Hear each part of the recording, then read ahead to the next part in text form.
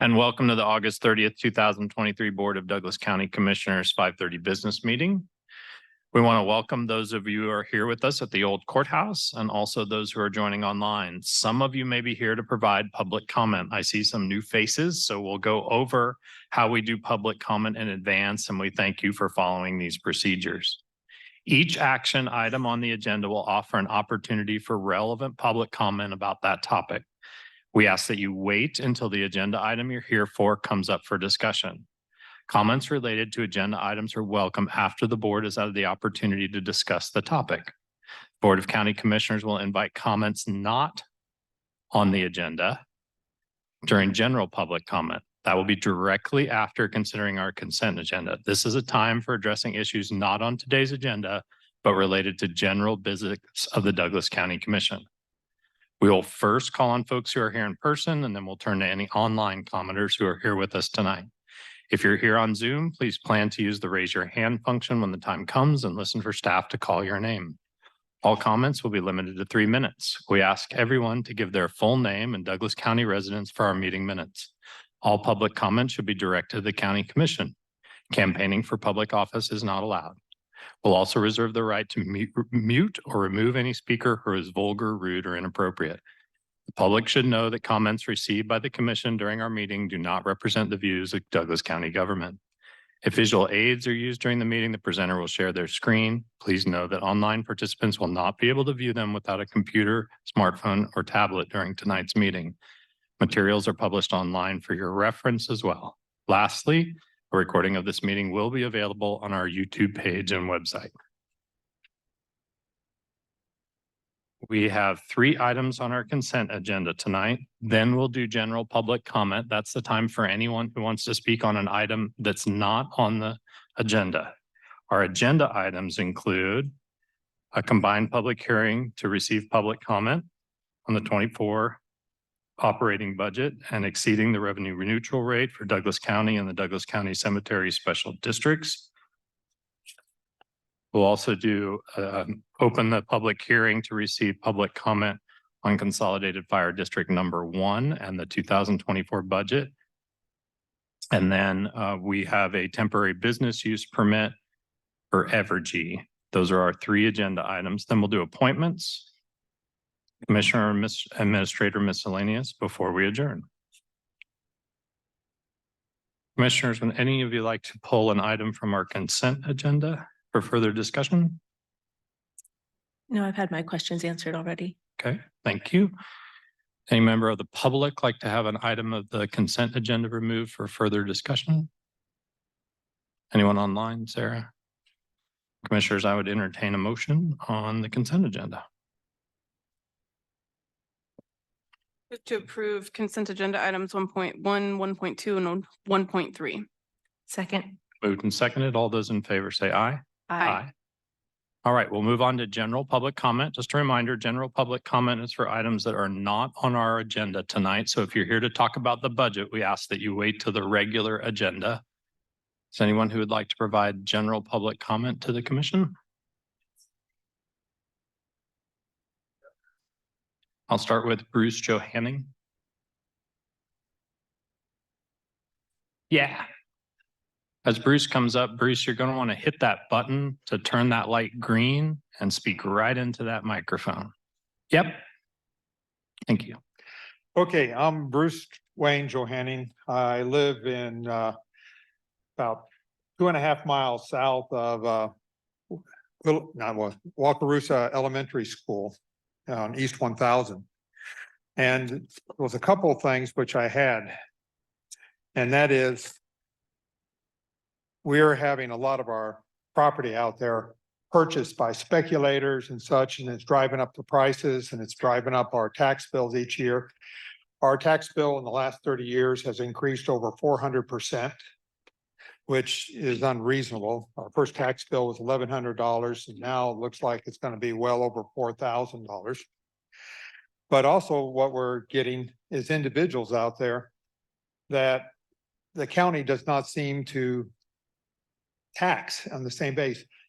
The McMansions are out there in their building, and right next to them, they're putting up 4,000 square foot metal sheds on 5 acres And the county is approving building permits on these things as agricultural support buildings. And these aren't agricultural support buildings. Most of these things are for is to hold somebody's SUV, boat, Winnebago and things like this. Or recently, people are putting them up out there, 4,000 square foot with pads, air conditioning, heating in them and everything else. And they're starting businesses in there. Right down this corner of us, we have somebody that has, I would say it is nearly 120 feet long by about 75 feet wide.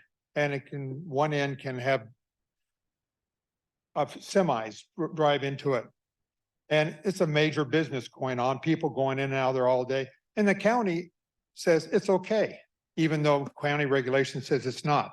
Then down the road a little bit further, we have somebody that has between 20 and 100 cars at any one time without license plates on their property. And if they don't want anything happening to them, they go out in the woods and dump them behind their property. Right now, you can take an aerial view and you can count about 25 cars that's been dumped out there. I have brought this to the county's commission, and reinforcement. They know about it. They've known about it for years, but they do not do anything about it. And now we have someone else that knows them, has started the business just down the block from us at the bottom of the hill. At any one time, you will have 15 to 25 cars unlicensed sitting there on their property. And the county knows about it. It's against the county regulations as a business there, and they do not do anything to it. And that's pretty much what I'm sitting there saying is that I don't mind paying taxes, but I don't like paying my taxes that are not my fair share or the result of speculators driving the prices up on your property. And I think that's 3 minutes. Thank you. Sue?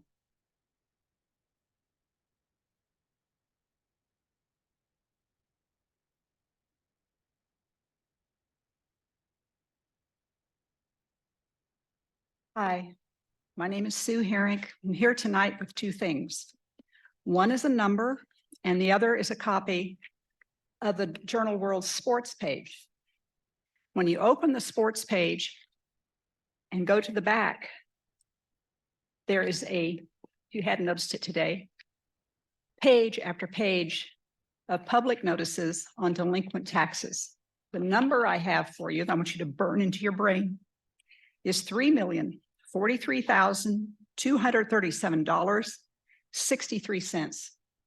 $3,043,237.63 that those total that are uncollected.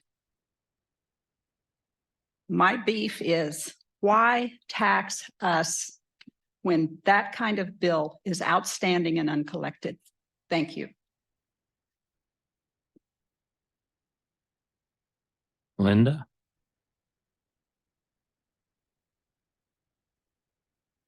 Thank you, Linda.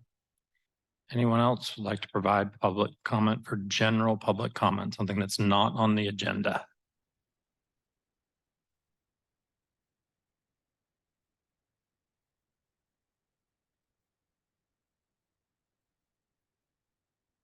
Good evening. My name is Melanie Kaufman, 697 East 1725 Road. At last week's work session, I noticed you were talking about the judicial building and all the plans for that. And at that meeting, there was a discovery, I think it was a surprise to you as well as it was to us, that there's a capacity of $72 million from sales tax fund with $11 to $12 million of cash lying around in a fund. And while I know salaries, positions aren't line items that should be considered for this fund, I know, to be fair, that you just came across this information after the 2024 budget was created. So I'm wondering if it would be prudent, not getting into the next agenda item, but to pause on the judicial building plans, consider that sales tax fund, if any of that money could be used for the line items that you've identified in the 2024 budget. Because as we all know, the county collects revenue in different ways, sales tax, property taxes. The woman before me just showed that it all comes down to one budget. And that's one bucket, us. And quite frankly, that bucket is getting depleted pretty rapidly. Thanks.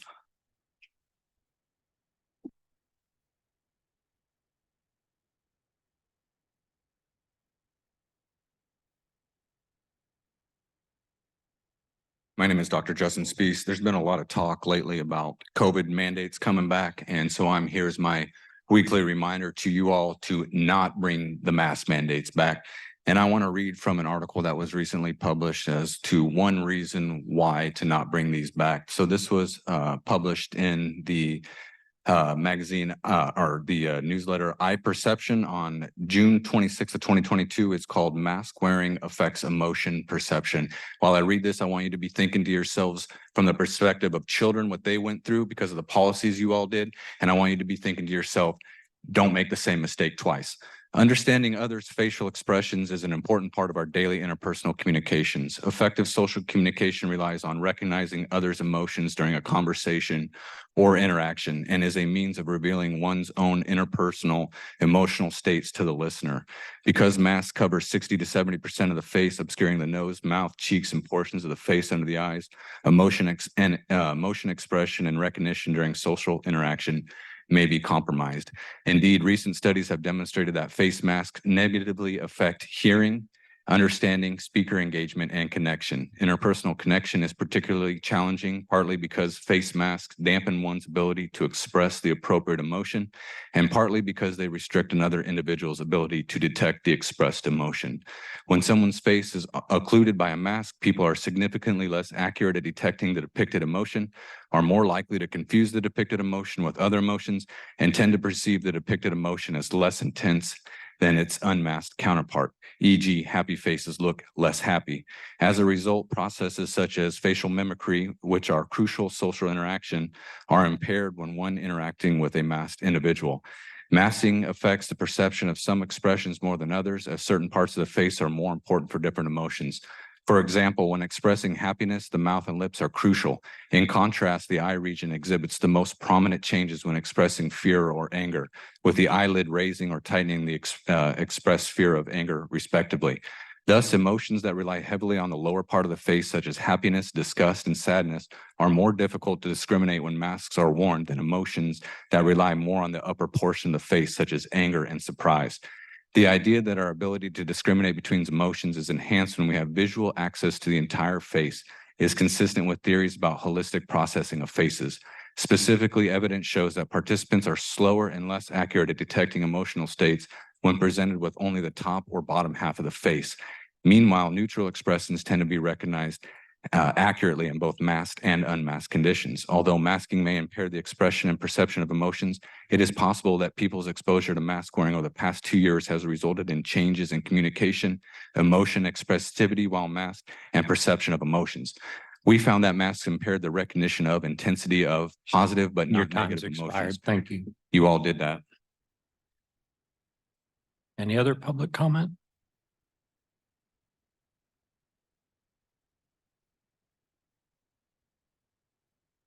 I'm Michael Lawrence Accountability, and I decided I would come here and speak since the city's thrown me out. 60 days, that's not your business, so we won't really go into that. But that crowd out there is your business. And you need to understand that that crowd out there is tired of watching this county do some of the things that they're doing. And the decisions that you guys make in here, and what the crowd needs to understand is that one time a year in here, one time every 6 months in here doesn't do it. They're making decisions in here every single week. They're making big money decisions every single week. Mr. Kelly last week was caught a little off guard by something and talked about having to move quickly. And we're talking about tens of millions of dollars that you're going to move quickly. We are here to slow this down, and we want you guys to slow this down so that you can make some better decisions for the people. And I've come in here several times and criticized the numbers that the county people have brought to you as examples of what fact is. And we need to make sure that people out here are digging into those numbers a little bit. If you understand finance, these people need to dig into it a little bit and keep track of what's going on over at that table and in the back offices. One time a year isn't going to do it, guys. We need to be here more often. I appreciate everybody being here tonight.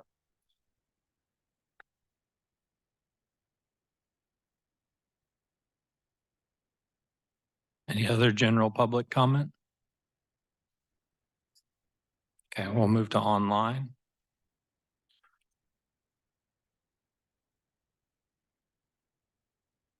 Do this one first. My name is Timothy Hamilton and I live at 1325 Naismith Drive in Lawrence, Kansas. I'm a economist and an economics professor at Johnson County Community College. And what I would like to talk about is tangentially related to the budget, but not really. And that is, I'm the guy that is suing you guys, just so you'll know. I appealed my property taxes for 2022. And I went from the informal hearing to then the expedited hearing to then appeal to the Board of Tax Appeals in Topeka. And now I'm at a district court over here. And in the process of this, at each stage, the county appraiser's office gave me a little bit more info that Timothy. they had Timothy, not revealed prior to that. address the commission. Prior to that. Thanks. And that's primarily what I would like to address is the demeanor and the relationship between the appraiser's office and the public, because it's adversarial. That's not a partnership. In Johnson County, if you get a property tax notice, they tell you these are the properties that are comparables. So you go in there and you know, and you can bring your comparables and you can have a civil discussion. You're given absolutely nothing whatsoever other than a date. The reason why I've taken it to the extent and the expense and the time is not because I'm a crazy economics professor, although my students might say that is true. It's because in the formula that was used, which is called a multiple regression analysis, the third term changed the age of my house. They Benjamin Buttoned my house. If you remember the movie Benjamin Button, my house was built in 1920. They say it is a house from 1970. And they're on the record in Topeka and saying that.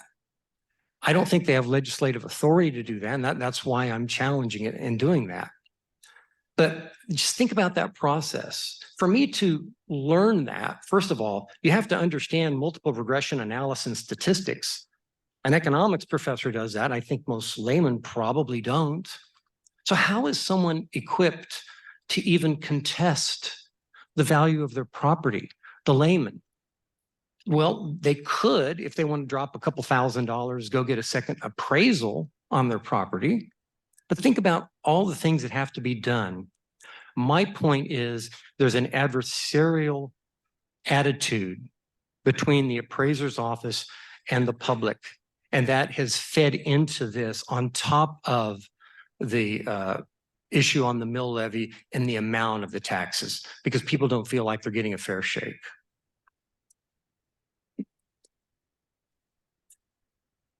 Folks, we're not going to do. Folks, I'm going to ask you not to applaud after comments. We want to make sure we have time to hear everyone's comments. And so if we could refrain from that, that would be appreciated. We'll move now to, okay. Hello, my name is David Baston. I wasn't going to speak in this part, but just following up what he said on the appraisals. I don't think they're really fair either.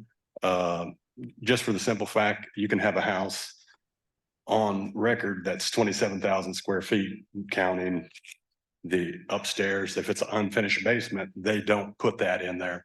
So let's say I have another house beside that same square footage. They have a basement. It's basically you're basically gonna get the same tax. So that's one thing. And then I don't know if everybody knows that, but if you have any problems at all with your house, a crack in the foundation, whatever, you can get an estimate and appeal. your taxes and go in and they'll adjust them. So, which I have done that. I know my particular property went up in the last couple of years, $100,000, and I appealed that and showed them things that were wrong with the house. And they did end up dropping it $100,000. So just want to just bring that up. Thank you.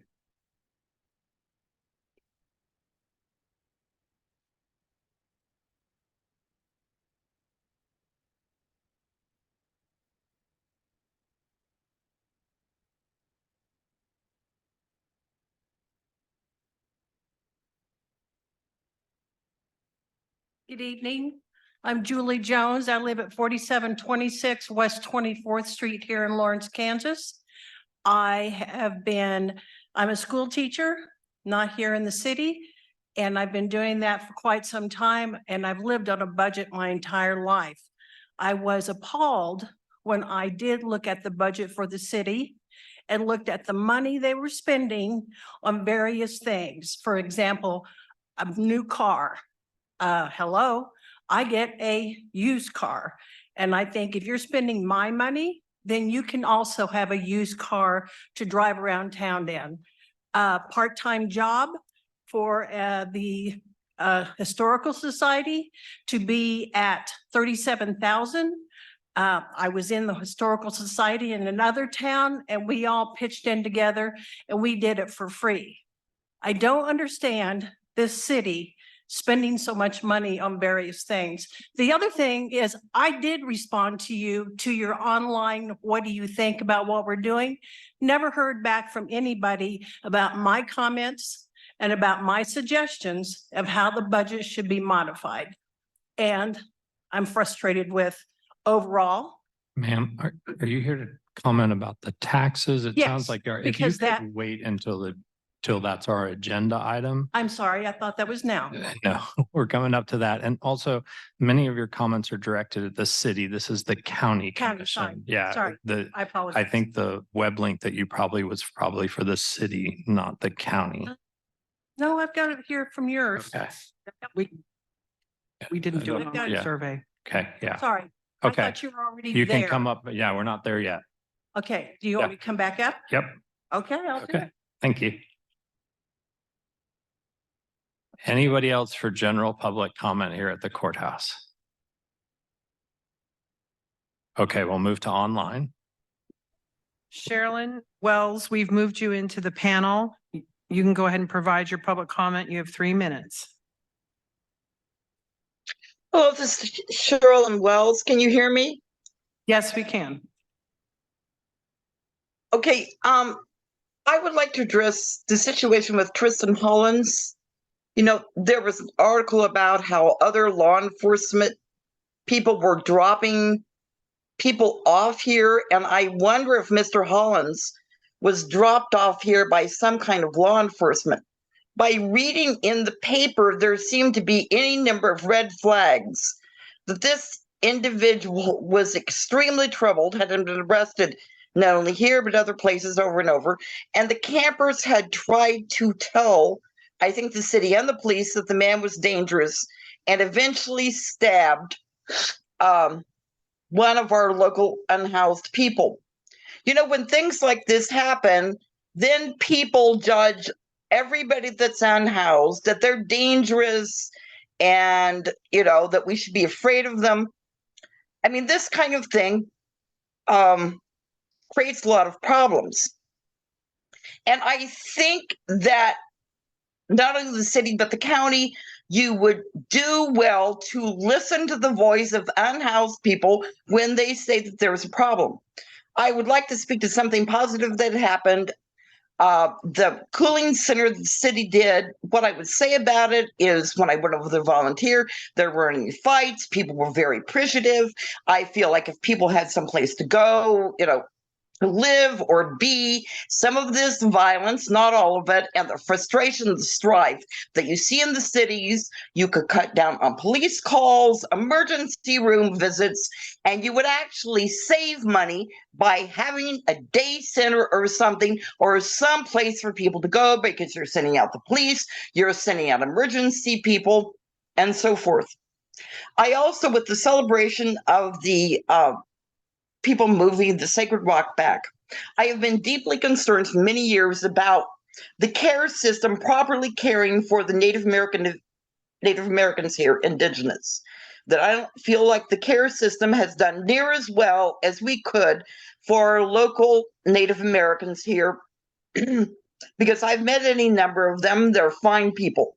I hope that this issue, all the things about how they were treated in the past and the transgenerational trauma by the boarding schools and all the different things like denying their culture, their spirituality, and their ability to speak their own language, I think has had a negative effect over the generations and their ability sometimes. And it's changing to trust white providers and white professionals giving them help. I would like to see a real public discussion about this kind of thing. Thank you for listening. And there's other things I'd like to discuss, but I know you're very busy. Thank you. What else online, Sarah? Okay. That will close general public comment and move on to our first agenda item, which is to conduct a combined public hearing to receive public comment on the 2024 operating budget and exceeding the revenue neutral rate for Douglas County and Douglas County Cemetery Special Districts within Douglas County. And I'll turn it over to Sarah. Thank you, commissioners. I'm going to give the presentation tonight. Our budget manager, Cammie Owens, is here as well in case you have specific questions on the budget. And then Cammie will be giving the presentation on Consolidated Fire District number 1. Sarah, be real close on that mic. Okay, We're having a I'm hard sorry, time hearing you. I will once I pull up this Yes. presentation. It's hard to do two things at once sometimes. Let me get this pulled up.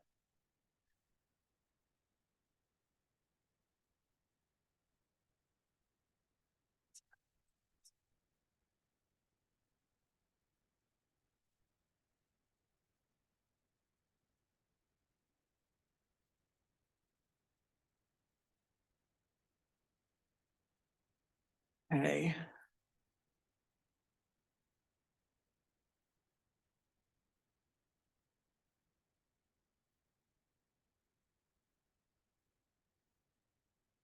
Thank you again, commissioners, for allowing staff to present the 2024 operating budget. This document represents, lots of work on behalf of county staff and also the commission itself in terms of the number of meetings that have been held to develop this budget.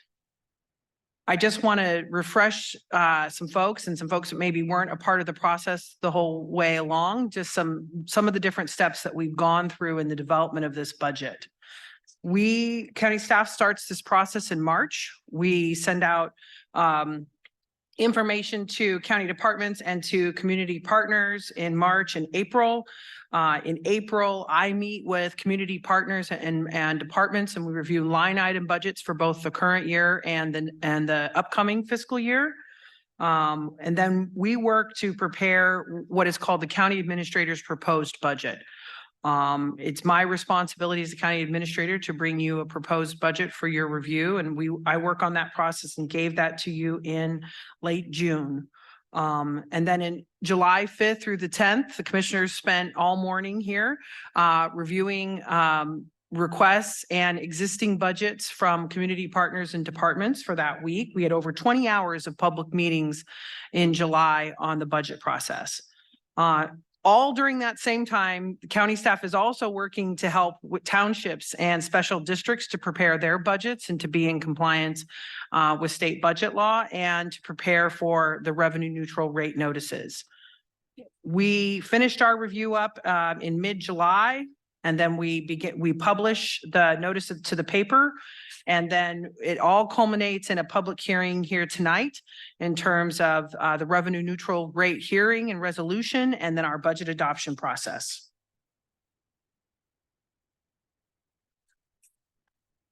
the county budget for 2024 reduces the mill levy by 2 mills. This is the second year in a row that Douglas County has reduced its mill levy to reduce the burden upon taxpayers, and as a result of increased assessed valuations. The increase that you see on this screen for 2022 is a result of the cost transfer from the city of Lawrence for fire and medical services. If we hadn't had that cost transfer, we would have probably been at least neutral that year, or possibly could have reduced our mill levy even more. And current for the 2024 budget, the value of a mill is close to 2 million. It's $1.9 million. I'm going to talk more about revenue neutral rate notices later in this presentation. But I want to state here, and I'll probably repeat it again. If you take school districts out of the equation in terms of revenue neutral rate notices, and school districts are levies are really complex and set by the state in many cases. So sometimes they skew it. There are only 2 entities in Douglas County that have lowered their mill levy rate from the year before, outside of the folks that stayed revenue neutral. And that is Douglas County and Wakarusa Township, and the Kaw Valley, I'm sorry, 3, the Kaw Valley Drainage District also reduced their mill levy. This chart was included in our proposed budget and just talks about the impact of our mill levy on the average taxpayer and how that works into assessed value.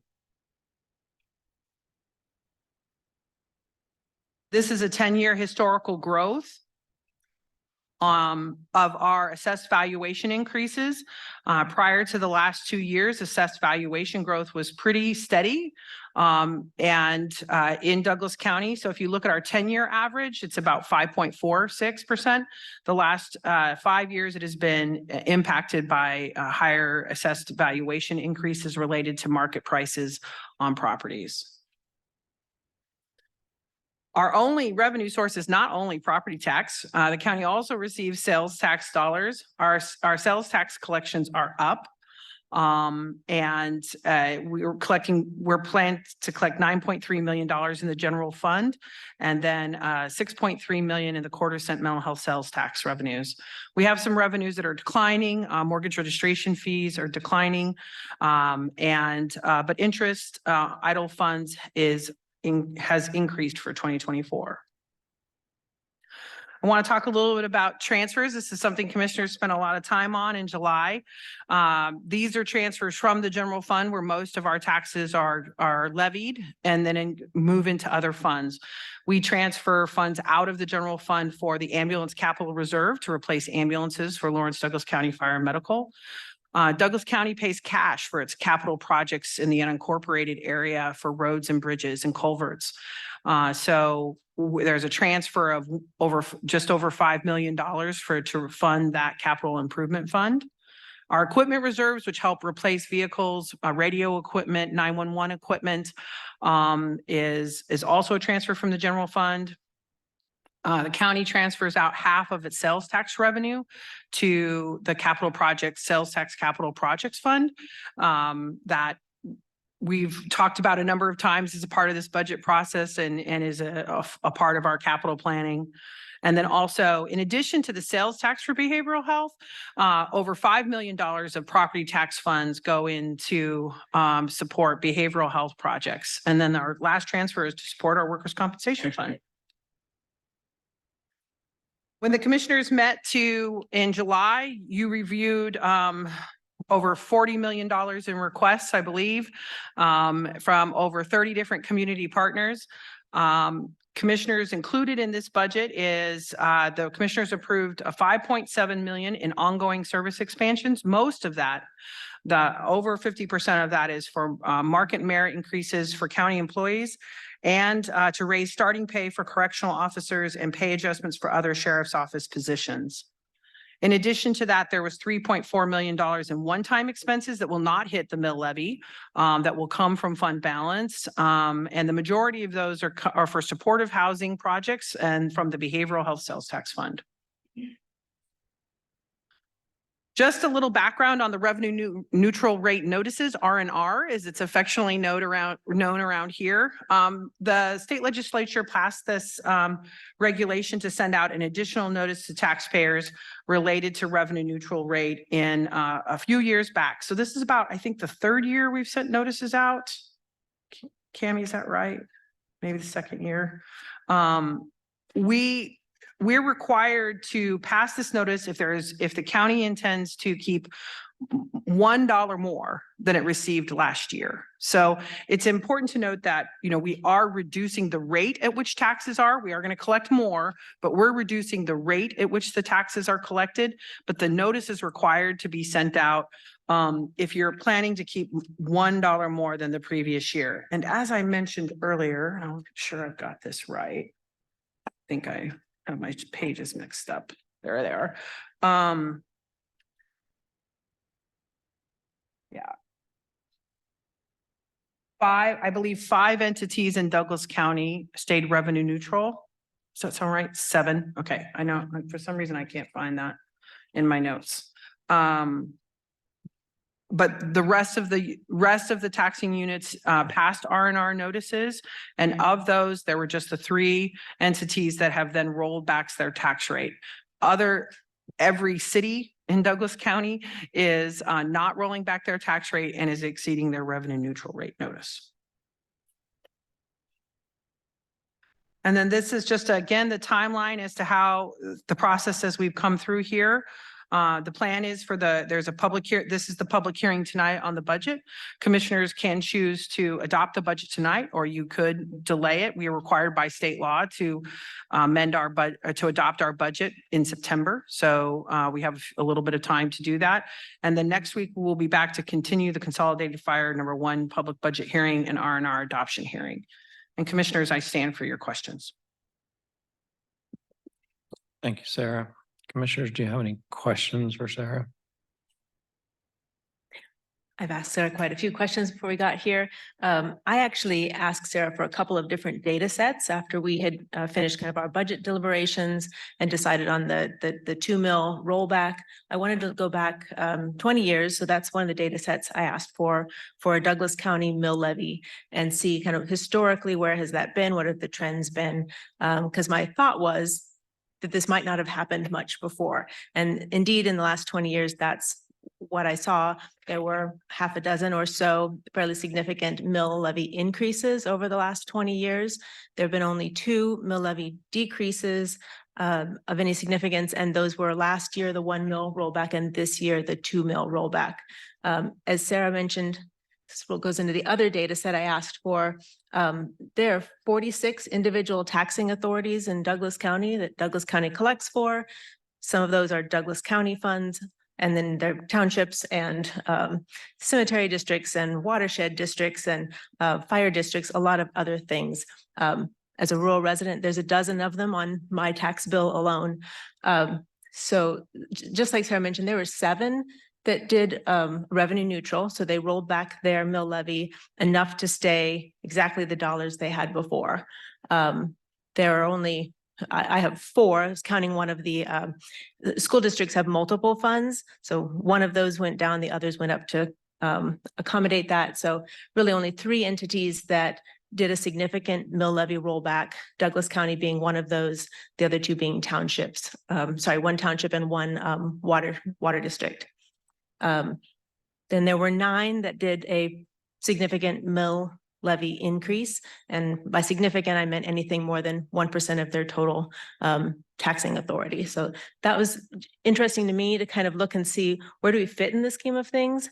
That doesn't mean we don't have more work to do, but I wanted to see kind of across the board, when people are thinking about their taxes, I think they think that this is the one and only place to go for decisions on that, when really, either whether you live in a city or in a rural area, there are multiple taxing authorities, each one of them that has a board that is having a hearing like this. Though I guess we also do the cemetery districts at our time too, though they also are served by their board. So those decisions were made by them. We're just kind of filing their paperwork for them.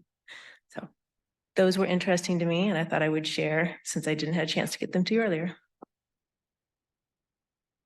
Sarah, I know I'm putting you on the spot here, but I see your budget book there. There's a list in our packet of the number of funding requests that we've approved. Do you have an estimate of how many requests we had total? And Cammie can come help correct me if I'm wrong. I think we had around, look real quick.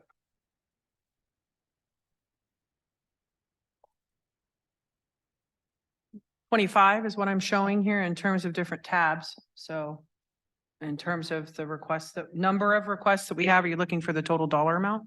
Or just even an estimate. So we had 25 different supplemental requests on our current budget. Is that right? We received requests for over $16.8 million in requests. And there were 30 different requests. Okay, so 30 different requests and $16.8 million Yes. worth of requests. Okay. And Thank you. and the commissioners on the slide I showed you, we added 5 million. Okay. Of those. Thank you. Thanks, Kate.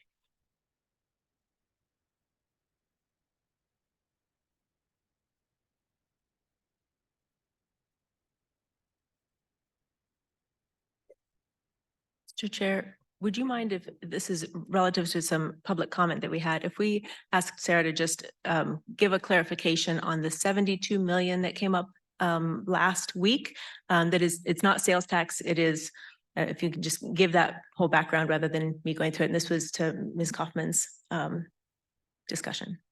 Yes, actually, the county has been studying the needs of the Judicial and Law Enforcement Center for over 7 years. We've done a number of space needs studies, and so this is a project that's been in the development for a long period of time. The CIP Sales Tax Fund is the primary place where the county can support debt for that project. It is funded with sales tax dollars, and the commission, in part of their page 2 of their budget documents, includes the fund balance for that fund. So it's discussed and a part of the public record, and we talk about it quite frequently. What we talked about there is it currently has a fund balance because we've been saving up to help use cash to pay for this project. The remainder is that it receives some funding on an annual basis that can support debt. So what the comments I gave last week were is that we believe right now with the current funding it could support $60 million in debt. And then it has the fund balance of 13. So it could, if you added 12 of that, keeping some to maintain debt coverage, we could support $72 million in debt on a courthouse expansion. Just a follow up to that, Sarah, but we can't fund any salaries with debt. Correct. Right? We can only fund capital projects with that debt. Is that Yes, it correct? would be a violation of state budget law. Thank you. Any other questions, commissioners? Okay, we'll open this up for public comment at this time. I have a list here and I'll start at the top of the list. Remember, you have 3 minutes to address the commission, and we'll start with Wayne Kaufman.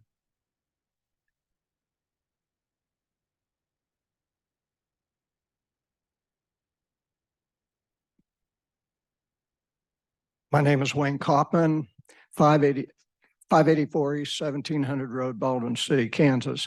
I had some prepared remarks, but I'm going to deviate a little bit from those from the way that you have just recently here said what you have said.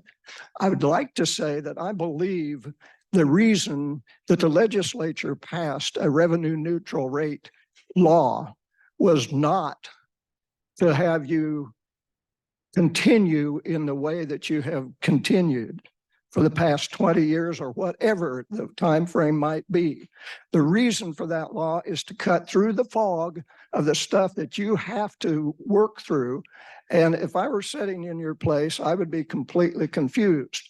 Your staff has to do this kind of thing for you.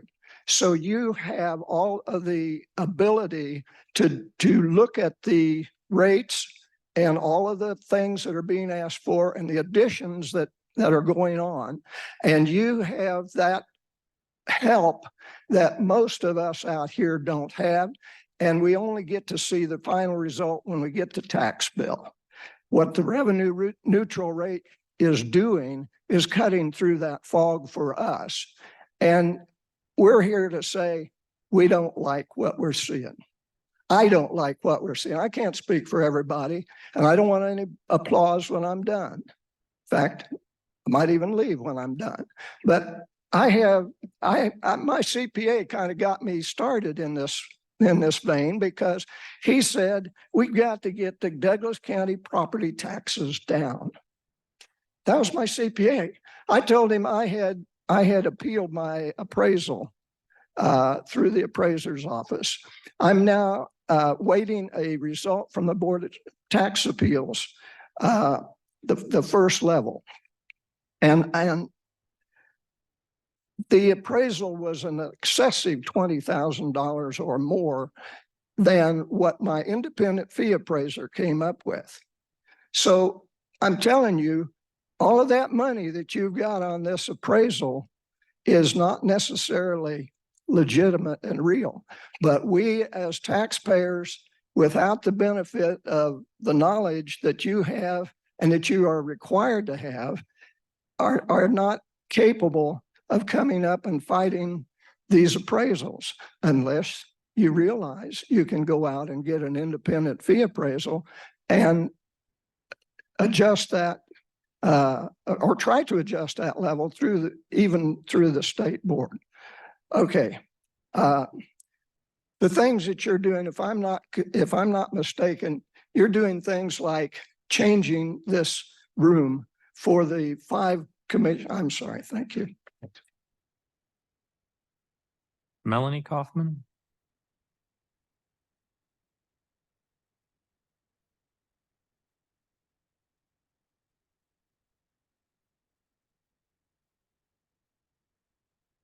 Hello, my name is Melanie Kaufman, 697 East 1725 Road.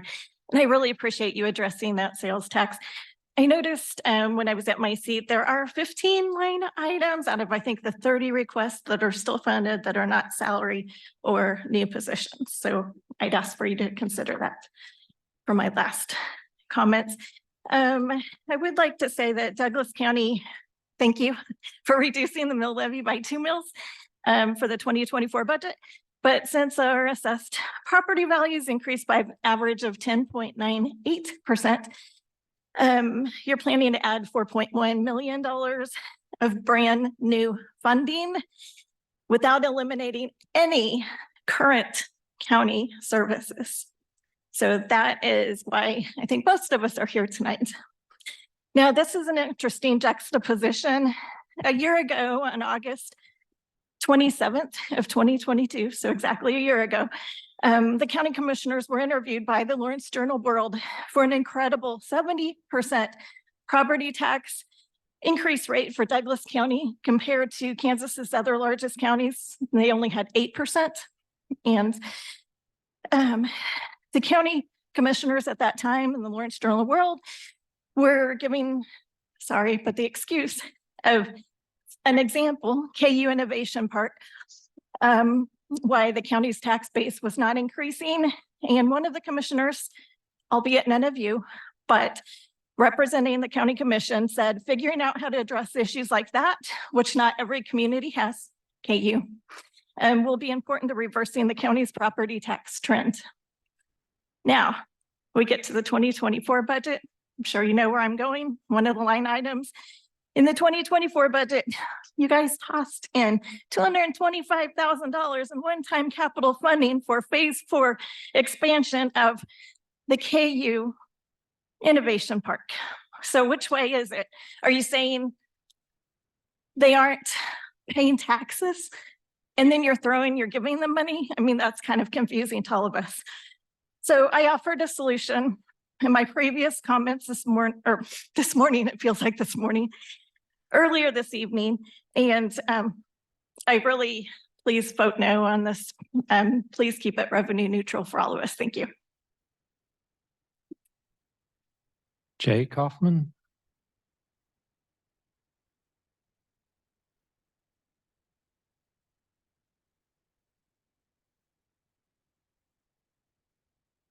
My name is Jay Kaufman, 584 East 1700 Road in Baldwin City. I like the last name Kaufman, and maybe future speakers here could change their names. That would be great. Anyway, I applaud the commission for the 2 mil reduction. Good. I do not applaud the commission for the increase in the property taxes. Bad. I mean, if you can reduce the mill rate and my taxes still go up, there's a problem. All right. We should rein in all the excess spending. And if you look through the budget, you'll know what I'm talking about. It reminds me of the gas prices. They'll go up a dime, they'll go up 20 cents, and then we all cheer like crazy when they drop a penny. There's wrong thinking in that. I read a biography of Joseph L. Bruno, who happened to be the Senate Majority Leader in the state of New York. And his idea was to help the people. Everything that he spent, he tried to help the people. I don't see that happening in here. I see you helping groups of people. And that's what separates the whole of Douglas County. We are fractured. We are not together. And you guys are a big part of that. Like it or not, that's the way it is. Sarah Plinsky said that assessed values have gone up an average of 5% the last 10 years, I believe. That little thing that she put up there was quick, and that's what I got from that.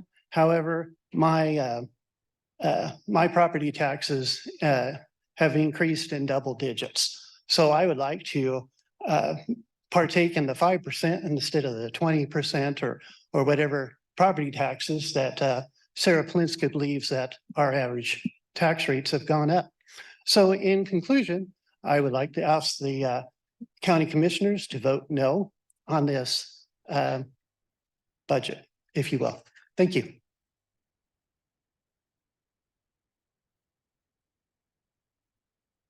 John Martin.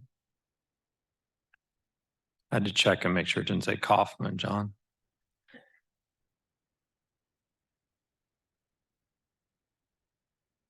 Good evening. My name is John Martin, not Kaufman. I reside at 2737 Harbor here in Lawrence. I've been in Douglas County 2 years and some change now. And in that period of time, my taxes have gone up roughly $1,000. Pardon me, I'm running a few hours of sleep. So a few things I want to bring up tonight. Budget documents are unclear. So it does not specifically highlight the delta in spending that you would typically see in an executive format that shows the differences in the last few years, specifically the difference between the 2023 budget cycle and the proposed 2024 budget cycle. That should be kind of clearly laid out so that we as the community and the taxpayers can identify where you guys are justifying this additional spend. So also advertising a mill levy decrease while raising the appraised base value of property is still a tax increase, no matter how much lipstick you put on a pig. And that's a lot of lipstick. So I'd ask how the county justifies a $60 million increase in spending over the last 2 budget cycles. Have we had a corresponding increase in demand for services?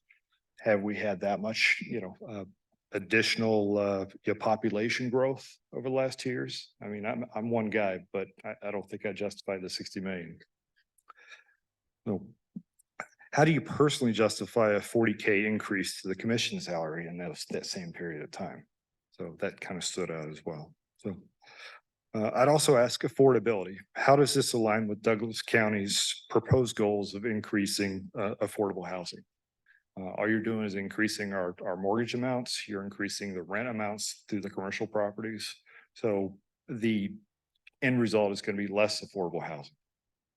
So for the sake of brevity, I'll cut myself off and defer to others for additional questions, but I would like to strongly encourage the county to table the budget process until the community can better understand the justification for these increases.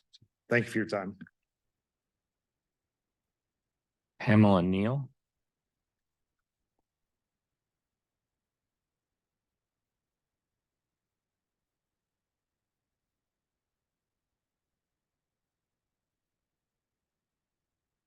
Good evening. I'm Pamela Neal on Hillsong Circle, Lawrence, Kansas. And talking about the property taxes going up since I bought my house 9 years ago, my property taxes have gone up over $2,100. was just thinking about that when you said that. But my issue here is to address the seniors that live in your county. And the inflation is placing upon all of us seniors that are living off of Social Security. There's no plan set for us Social Security recipients here trying to stay in our homes. Most counties throughout the states have something planned for the seniors to limit their tax rates. There's nothing here for us. And our COLA for our next year is only going to go up 3.1%. Your tax rates are outdoing that. We're having to give up medications, prescriptions, food. I'm trying to raise a disabled or take care, support a disabled 32-year-old. I can't do it with these property taxes. My homeowner's insurance has gone up over $1,000 from last year. Vehicle insurance has gone up about that. The inflation is just gone up too much. COLA is only 3.1%. How are we seniors supposed to manage your tax rate hike? You've got a lot of seniors here in this county, and they're on fixed incomes, and you're not addressing us. You're dealing with the homeless and helping them. What about us? So I'd like to see a fair resolution to this. That's all I have to say. Ryan Farley.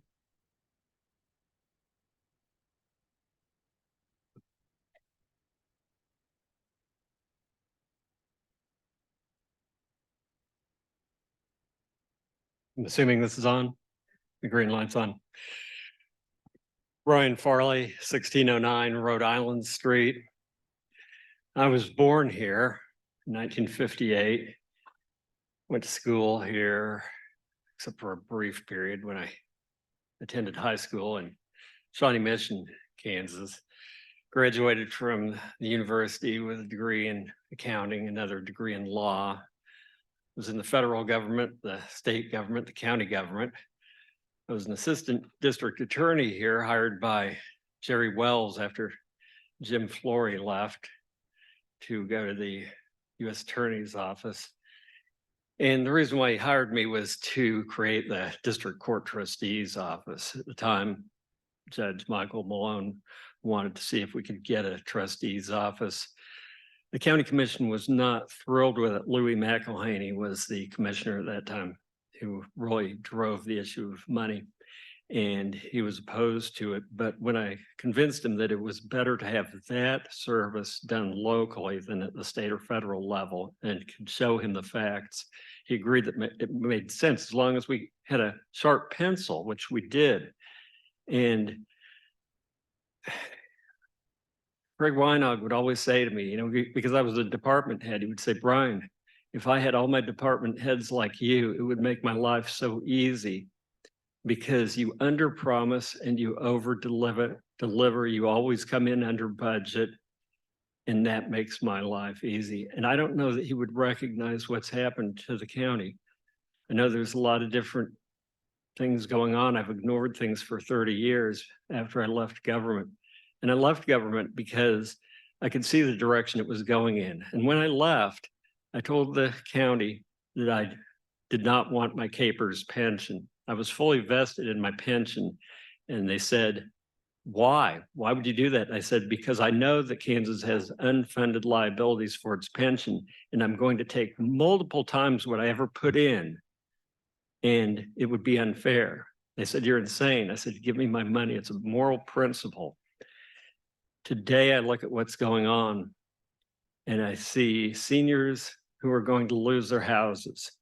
I see young people who can't even afford a house. I see working poor who have to decide between medicine and food. And I'm outraged. I'm outraged.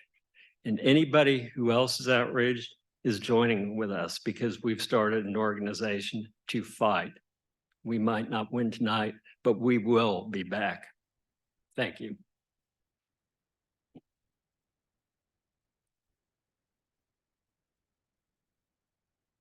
Lena Scruggs. Thanks, Lena. Linda Har. Dodie Andrea. I hope I got that right. Timothy Hamilton.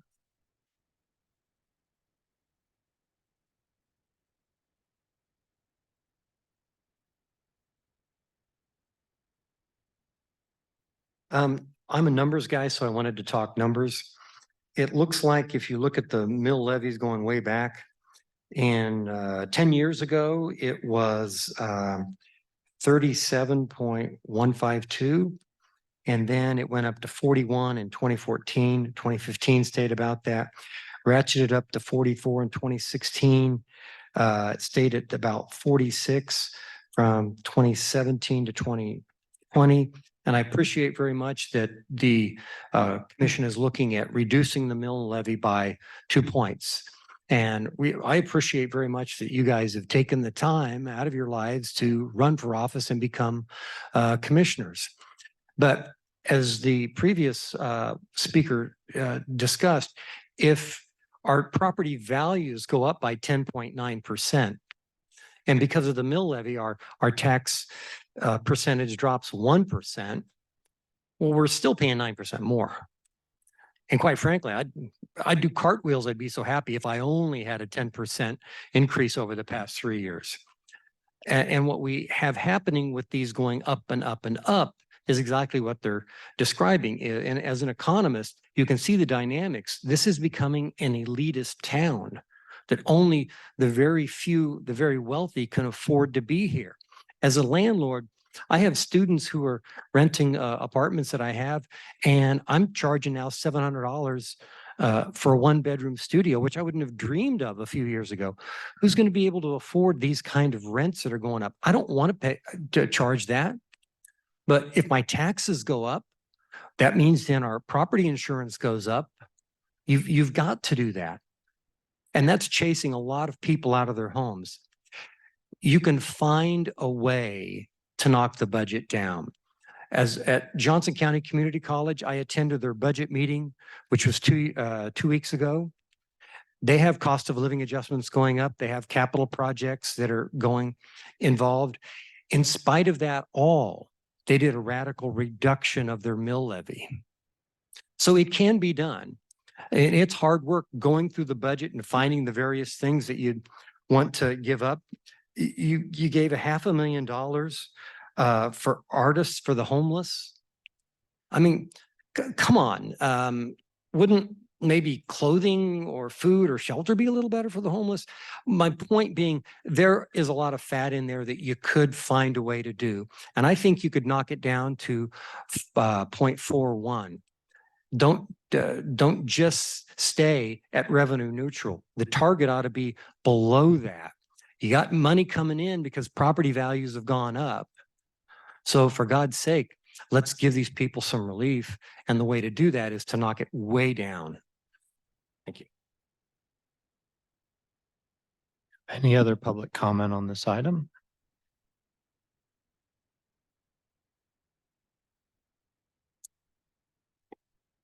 Rich Lorenzo, rural Douglas County. You know, I'm going to ask you guys tonight, do you really care? Douglas County residents are struggling. The cost of living for Douglas County families has risen sharply since 2021. A recent report in the Wall Street Journal and from Congressional Joint Economic Committee estimates that since January of 2021, the average Kansan is paying $725 an additional monthly costs, which comes out to $8,700 per year. Food, utilities, fuel, and taxes for Douglas County residents have risen sharply. In the midst of this, while most Douglas County families tighten their belts, that means cut things from their budgets, the commission is seeking to expand the county budget by $27 million. That's a 14.2% increase over last year's budget. Why not tap into the county's robust savings? That's what most families have to do. Why not give the citizens of Douglas County a refund of some of their property taxes to help ease the pain of inflation? You know, the founders of this country made it very clear that the government needed to be restrained. You need to take this as an opportunity to restrain yourself from spending more money and actually pull back. You might want to tell yourself, oh, we're doing this for the community and the community needs whatever. I guarantee you, people would appreciate if you gave them back their money and gave them the freedom to spend their own money. It's irritating. And you might sell it to the public. I love how Ms. Plinsky, oh, we're cutting you 2 mills. That's so nice. Thank you. But they're going to see a big increase in their property value and their property taxes. And when those statements come out, they're going to know who to blame. They're going to know who to blame. And if you don't stop this madness, I hope the citizens in Douglas County vote you out in 2024, those of you that are up. If you really cared about the residents of Douglas County, you would be doing everything in your power to take less of their money and to limit your involvement in their lives. Thank you.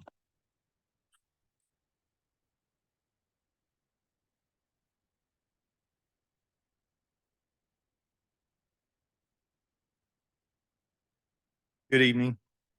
I'm Brent Bovee, rural Douglas County. I'm a concerned resident of Douglas County, like many in this room and many all across our county. I'm concerned about the operating budget process. We heard about it from others. It's smoke and mirrors. I'm concerned about out of control spending, escalating ridiculous property assessments, and then property taxes that follow that. From 2021 to 2024, the spend in 2021 for the county was 121 million. It's over 190 million in this proposed budget. That's over 150% higher since 2021. This is not sustainable. You are driving property owners out of this county. I just ask you to be fiscally responsive, be responsible. Rein in reckless spending, quit taxing us out of this county. If I look at a specific line item, just the county commissioners, in 2 years ago, 643,000 made up of salary, contractual, and miscellaneous expenditures. In this budget, it's nearly 1.2 million. There's a $475,000 miscellaneous expense. What is that? And quit claiming victory on a mill levy rollback when our property taxes continue to escalate. Please table the approval, reduce the budget.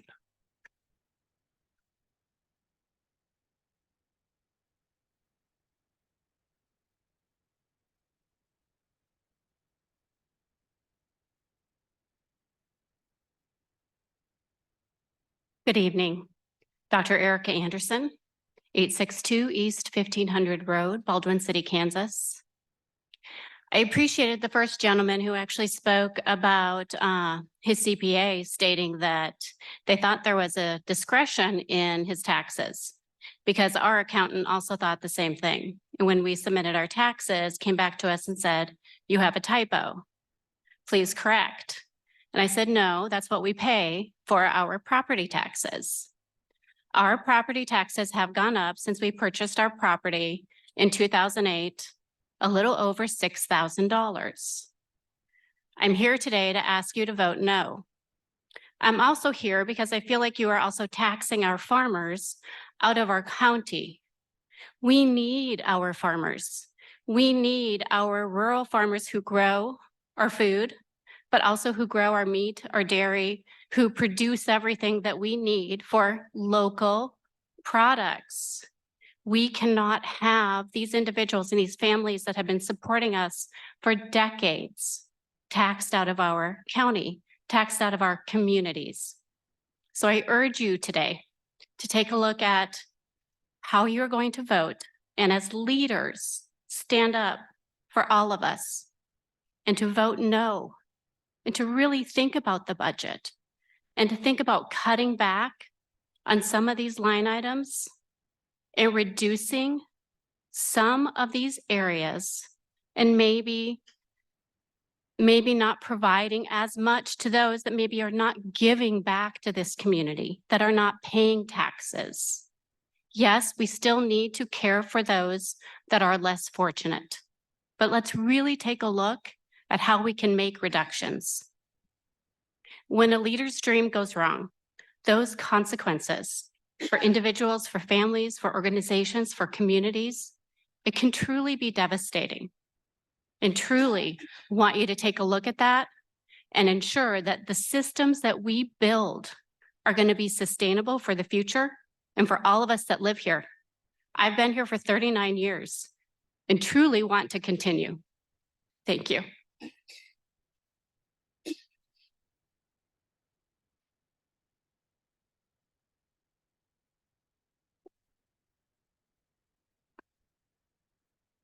Hi, I'm Sofiana Olivera. I live at 1325 Naismith, and I'm here to ask you to vote no on this budget because it is really hurting the community, as you have heard from all the people here.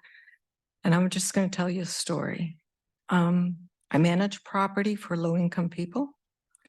In the last 4 years, with an increase of $20 in the rent, I have seen 4 people move to homelessness after the end of their lease. Just in July, a young man who is physically handicapped moved to homelessness. He tried to get assistance from different sources for 4 months. At the end of his lease, he had to move out. It is nice to give people money for homelessness. It makes you feel better. But the person that receives it, you will never reinstate their sense of safety or their sense of security. So the source of homelessness in this town is very much the increase in the rents and the increase in the property taxes, which would go round and round. My valuations in 2022 went up 30%. 30%. Let me repeat that. With the tax increase, my taxes went up considerably higher. I cannot support that. The renters cannot support that. You're pushing people out of town. Like somebody mentioned, this is an elite town. It used to be that people here were from all social classes and all incomes. That is not happening. We pay your salaries, and this is the first time we get to speak. We get to comment on this budget. That is just for this first time. And you mentioned that there are other entities that belong to, that take part on our taxes. Yes, but you 3 represent and make a decision over 35% of our taxes. So your vote tonight counts very much on the safety of a lot of people to continue on living here in Lawrence. Thank you.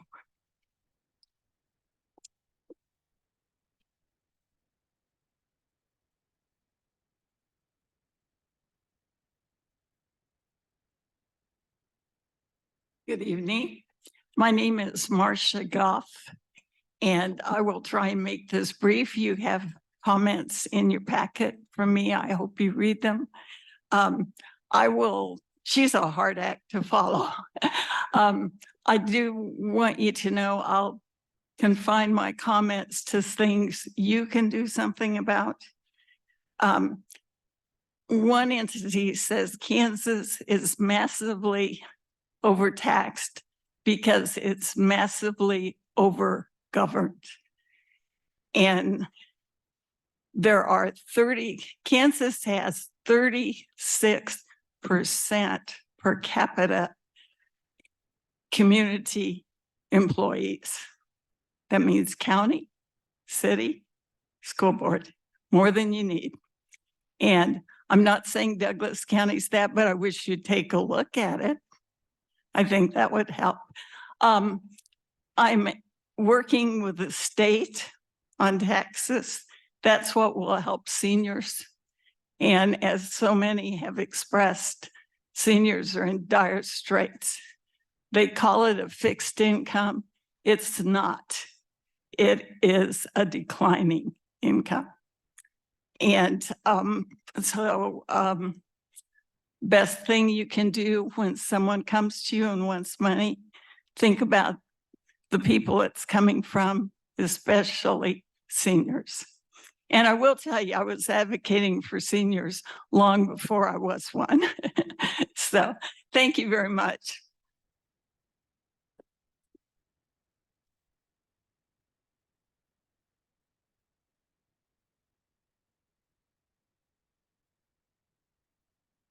Good evening. I'm Masood Darabi, 1208 Van Tide. I had to run here because I had to work more so the county and the city can spend more. We heard about the decrease in mill levy, 2%, but make no mistake, we are still paying way more tax. We heard about the inflation, but again, in the past few years, we are spending, the budget has increased way more than the inflation. We hear about 5% increase in the last 10 years. Don't compare the last 10 years. Compare the last 3 years. We are talking about 14, 15%. Yet, we want more than revenue neutral. So I really don't understand it. I mean, this is a town that we are literally pushing people out. This is a town that the county and the city are increasing the rent on tenants. I'm a landlord too, and I have to increase my rent. I have to pay more taxes. I have to pay more insurance. And quite honestly, it is not me who is increasing it. It is the city and the county. Now, our seniors, the increase in their salary is not even close to the percentage that you are increasing the tax. So our seniors, you are just pushing them out. Well, honestly, what we are saying is that you are not welcome here.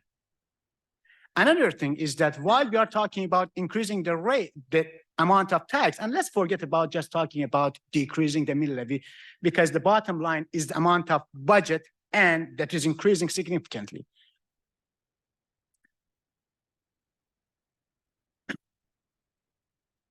So while we talk about increasing the budget, there are a lot of applications that wants to basically get tax breaks. I mean, just at the very day that the city was considering increasing the tax rate, there was an application for giving 15-year break for developers. And I believe both the county and the city has approved it. So which one is it? Do we need more money or less? Now, finally, I attended here, and this is way, way better than the city. Thank you. But I really hope it's not like the city, because they just listened to a few comments. They didn't even pretend that they care, and they went and they voted 5-0 to adopt the resolution. I really, really urge you not to vote no, or at least table it. Look at your numbers a little bit better, because I see questions from that the numbers are not even clear. Thank you so much. Please vote no.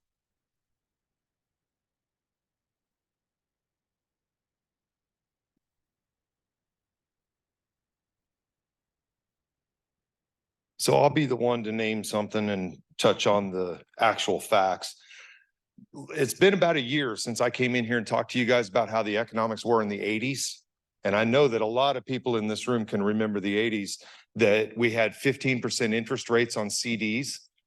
God, those were the good days, right? But what were your interest rates on your houses? 10, 12, 13% as well? That's where we're headed. Interest rates are flying up at the same time as people don't have money. And what you guys are talking about is financing debt that you can't afford to spend. We've talked about the elitism. There's a lot of elitism in the idea that you can just back into the numbers. And this is a tactic that's used in a city manager, county manager, elected government type of position. Is Sarah over there decides how much needs to be spent next year, and then they back into the numbers to find out how much you need to be charged in taxes to fulfill that amount. This year, it happens to be a several $million increase. At the same time as what that gentleman said, you gave tax incentives for a private developer's own corporate headquarters. and you're taxing people out of their homes to do it. That, I think, is about as explanatory of the process as we can get of how this happens here. Now, the reality is just like at city, Craig had already done his work and the commission was going to pass it no matter what. Sarah's already done her work. I'm assuming these guys are going to pass it no matter what. We're just taking up time. We're just slowing it down to make them have to sit here a little bit longer. That's about all we get to do in this process. The last thing I want to say is with this big budget that we have, can we maybe invest in a 3-minute timer so Sarah doesn't have to hold up that piece of paper like that? Save money.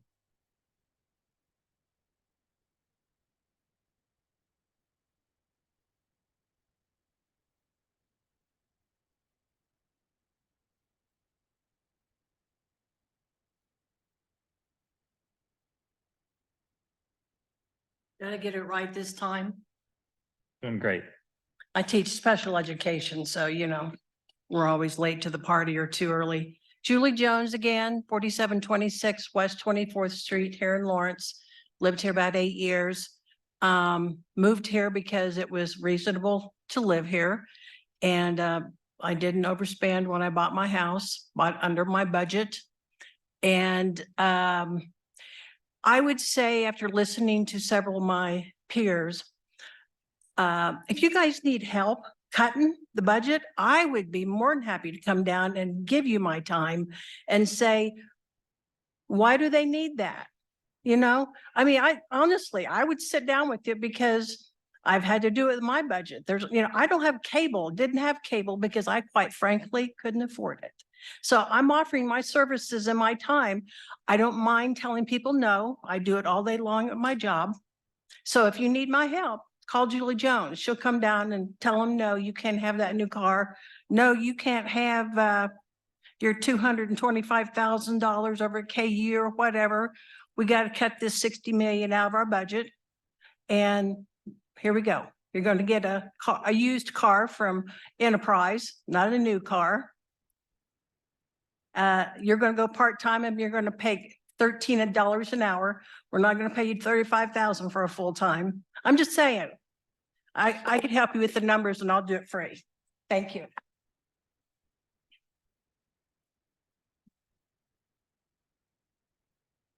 Any other public comment?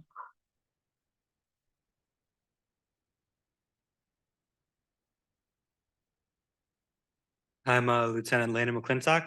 Along with my wife, Lieutenant Megan McClintock, we serve as the administrators and pastors of the Salvation Army here in Lawrence and Douglas County.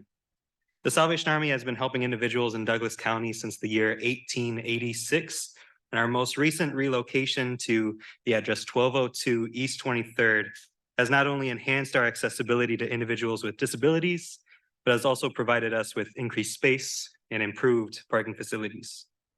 Our transition to this new facility in October of 2022 has increased our capacity to serve this community, and the significance of our move to this building is best shown by the growing number of individuals and families that we have been able to assist.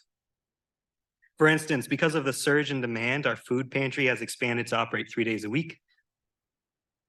And we are on track to provide over 4,000 households with assistance, and then also marking a 30% increase compared to our former downtown location. Furthermore, helping families with utility bills has already surpassed last year's total by 37% within the first 7 months of the year. And while our presence is most visible during our red kettle season throughout the holidays, we provide hope and help year-round to those encountering different crises. We extend our gratitude for the Commission's consideration of the Salvation Army's request for $1 million in funding for our capital campaign.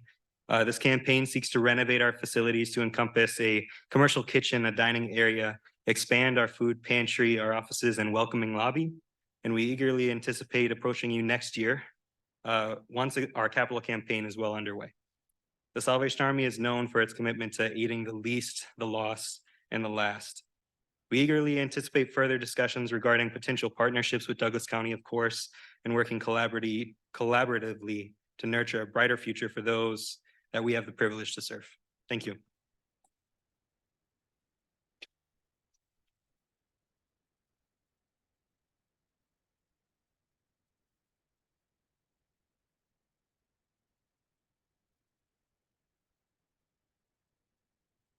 Good evening. My name is Ken Snutter, 1771 North 200 Road in Baldwin City.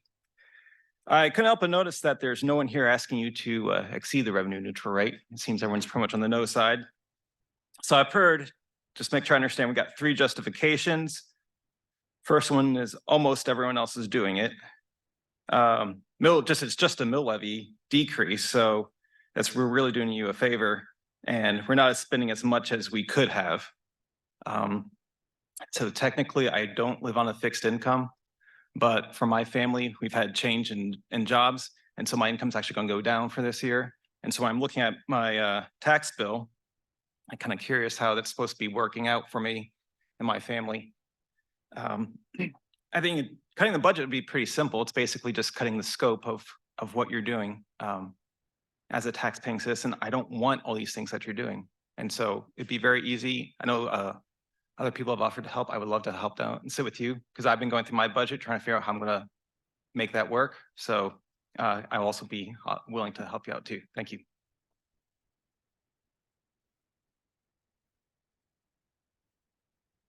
Any other public comment?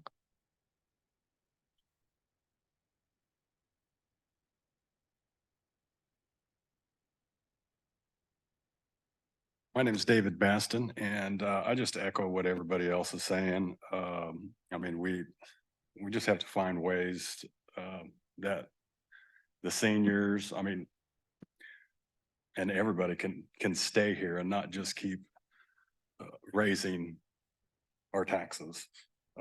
Everything's going up. That's still no excuse to keep going up with everybody else. We need to set an example and try to find ways to reduce our spending.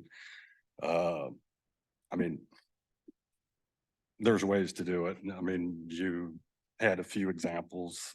There's many more ways that you can do that also.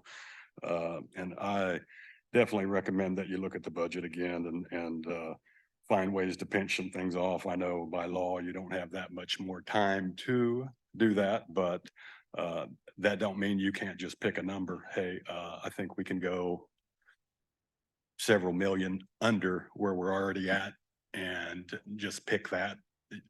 You're gonna hit it. So I mean, and then there's a few things I know, well, I know people need to get paid, but in the last 2 years, the salaries of everybody has gone up, what, $8 million?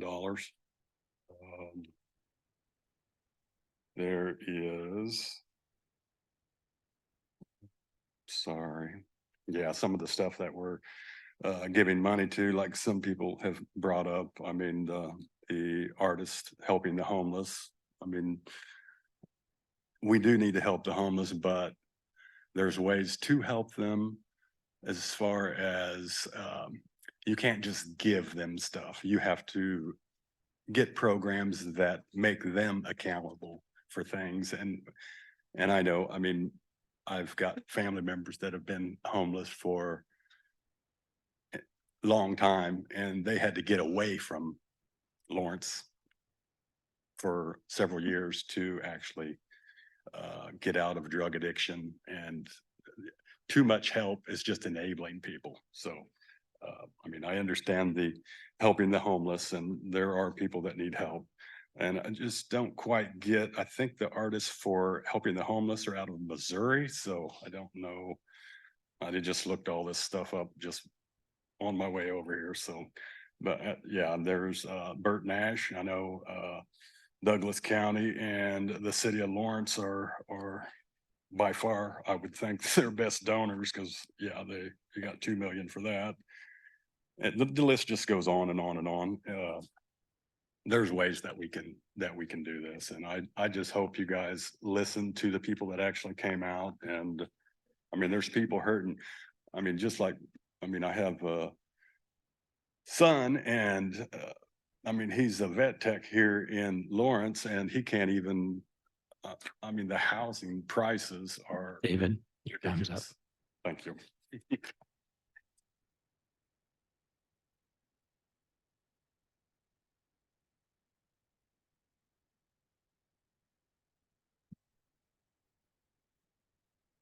Hi, my name is Nate Miller. I'm founder of Miller Retirement Group here in town. And I'm here to request that you guys reconsider the raising the property tax past the revenue neutral, because most of my clients happen to be the elderly. And this happens to be the part of the community that has the least ability to increase their income in order to pay for these property tax increases. I want to read you something here real quick. And I apologize if I repeat anything because I came in a little bit late since I was working. This one here says, hi, I'm going to leave the name out.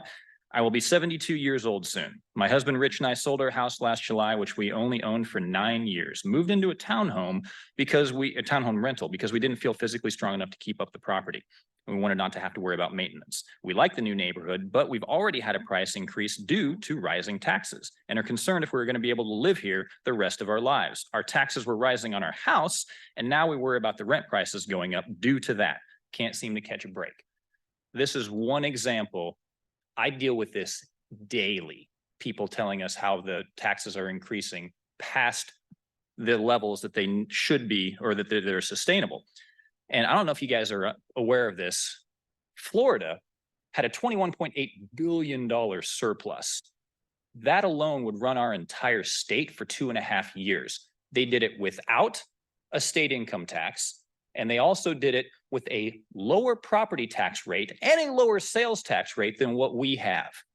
It is possible. I think raising the taxes past the revenue neutral point is lazy. Do better.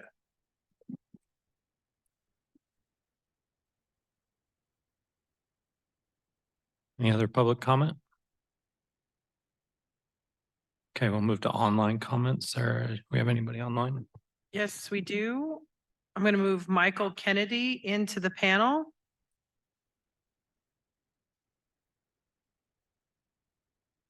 Michael, you're in the panel. You can come off mute and you have 3 minutes to provide your public comment. Hello? Yep, we can hear you. Go ahead.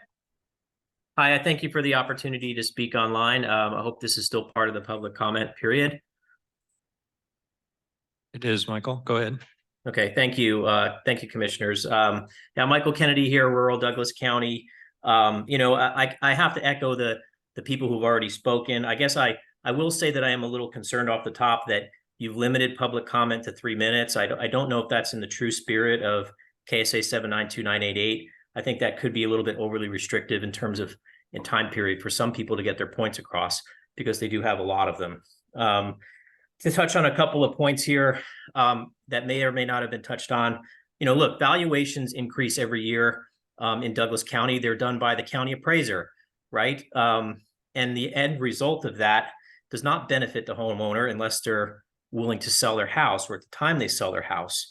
So we see this endless cycle of a windfall increase in valuations that your county appraiser is paid to do, followed by now windfall taxation power that you have.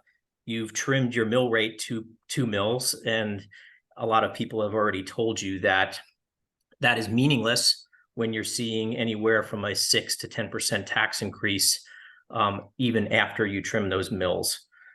So, we have to stop collecting more tax dollars from individuals here. If you want to grow your tax base through allowing or loosening restrictions in the rural portions of this county so that new homes can be built and the tax base increase, then why don't you do that? But if you continue to restrict home building and an increase of the tax base, and your evaluations are the only means by which you are increasing taxes year over year, now 18% for me in 3 years from the county, what you're going to do is see the Salvation Army's business increase by 30% next year.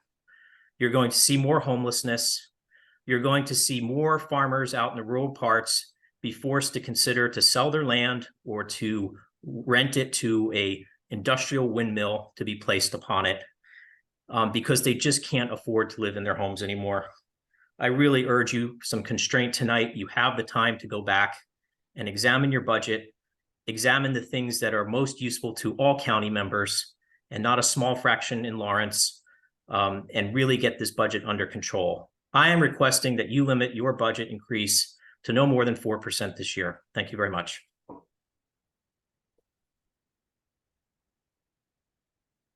Diana, we're going to move you into the panel. You're in the panel. You can come off mute and provide your public comment.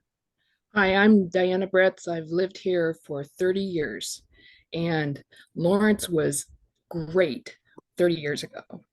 It's really getting pitiful now. And part of it is we're not even considering staying revenue neutral, never have been revenue neutral in the times that you've had the chance to be. Let's shoot for that as a goal, okay? Yeah, off of the mill levy is great, but that's not enough to stay revenue neutral. In the last 7 years, both taxes and my property valuation have went up over 50%. That's ridiculous. My son can't afford to get a home like probably most of these people sitting in the room with you. I will go over real quick in the last 7 years how much the taxes have went up for me percentage-wise. In 2016, 3.2%, 2017, 10.5%, 2018, 2.25%, 2019, 4.9%, 2020, 5.3%, 2021, 8%, 2022, 2.57%. And you go, oh, that's low. Yeah, but my valuation went up 8.8% that year. And this year's the worst because you're proposing my taxes go up 10% and my valuation go up 7%. The worst year of all of these. I'm fed up. I'm not going to be able to live here. You're going to have more homeless people that you're going to have to provide for because nobody's going to be able to live in these houses that apparently the Johnson County people are going to be able to move into because they're going to be the only ones who can afford it. We are almost at the same tax rate as Johnson County. Why? We don't have the size. We don't have the things. We need to cut the budget. That's what I have to do. I took a $15,000 decrease in pay. I don't spend, I don't have cable, just like all the people before here that have said that. You have to cut. Thank you. Commissioners, we don't have any other hands raised online. Okay, thank you, Sarah. Close public comment on this item and bring it back to the commission for further discussion and or motions. Mr. Chair, would it be appropriate to have Jill give us just a rundown of what Artists Helping the Homeless is? The name doesn't really necessarily speak to that program very well. Can you talk about that? There were several questions about it. Sure. The county has had a partnership, a contractual agreement, a contractual funding agreement with Artists Helping the Homeless that started in 2019 to provide respite housing services for individuals that have been discharged from the Douglas County Correctional Facility who are entering homelessness with co-occurring, more often than not, co-occurring disorders of substance use disorder and or mental illness. They're provided with respite housing. That's housing for anywhere from 60, 90, 120 days with wraparound supportive services and transition services to support their recovery, their physical, their mental health recovery, and promote independence. Whether that looks different for each individual. Sometimes that's jobs, education, medical, health needs. It looks very different. We've got some really strong information that we hope to bring back to the commission later this fall about the impact that that program is having in terms of impacting our recidivism rates in the Douglas County Correctional Facility that we just started looking at our project team. So it is proving that it's having an impact on our jail population, and we hope having a larger impact on the community and those experiencing homelessness. Thank you. I'd add to that just a little bit that I've served alongside these guys that are receiving the services in the community.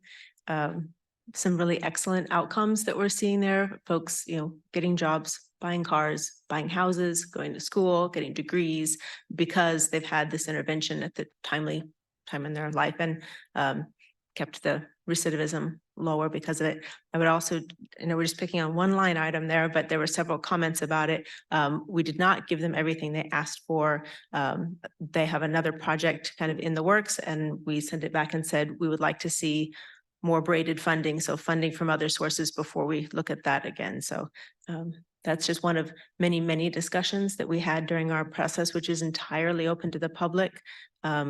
Many, many times opportunities to listen, comment, be a part of that discussion, reach out to us. All of our phone numbers, emails are in the paper. We have only, I think, one person in the room here who really spent all of those hours in those budget hearings, listening and asking questions. So, but it is available to everybody. Sarah, just a couple of quick pieces that came up. One that I think I want to make sure that we address this. We do not, the idea of cutting seniors, reducing taxes for seniors only, that is not something that we are able to do as a commission. That's barred by state law. Everyone has to have the same level of taxes in a county. And so while I appreciate that recommendation, it's not something that we're legally able to do. Go ahead, Commissioner Willie. But the state can. Yeah, the state could. There was another one about taxing farmers, and I wanted to be clear that property taxes on agricultural land, they are not taxed the same as residential land is, or commercial or industrial taxes.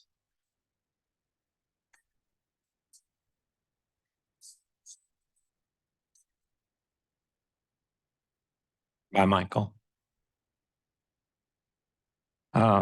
So those are just two pieces of information that, whenever we can, I want to make sure people are aware of what legally we're allowed to do and not allowed to do. They're not bad ideas, but in some ways we're limited. So make space for other commissioners. Sarah, so we have a line item called the county commissioner's budget, and that is not county commissioner's salary. That is entirely something different. Do you want to address kind of what some of those uses are? It gives us some, I'll let you talk about that. The county commissioners have a department. We have a department-based budget. They have part of that budget does include salaries for commissioners, but it also includes legal defense. And it's also just a place where we have, and I can pull up the specific.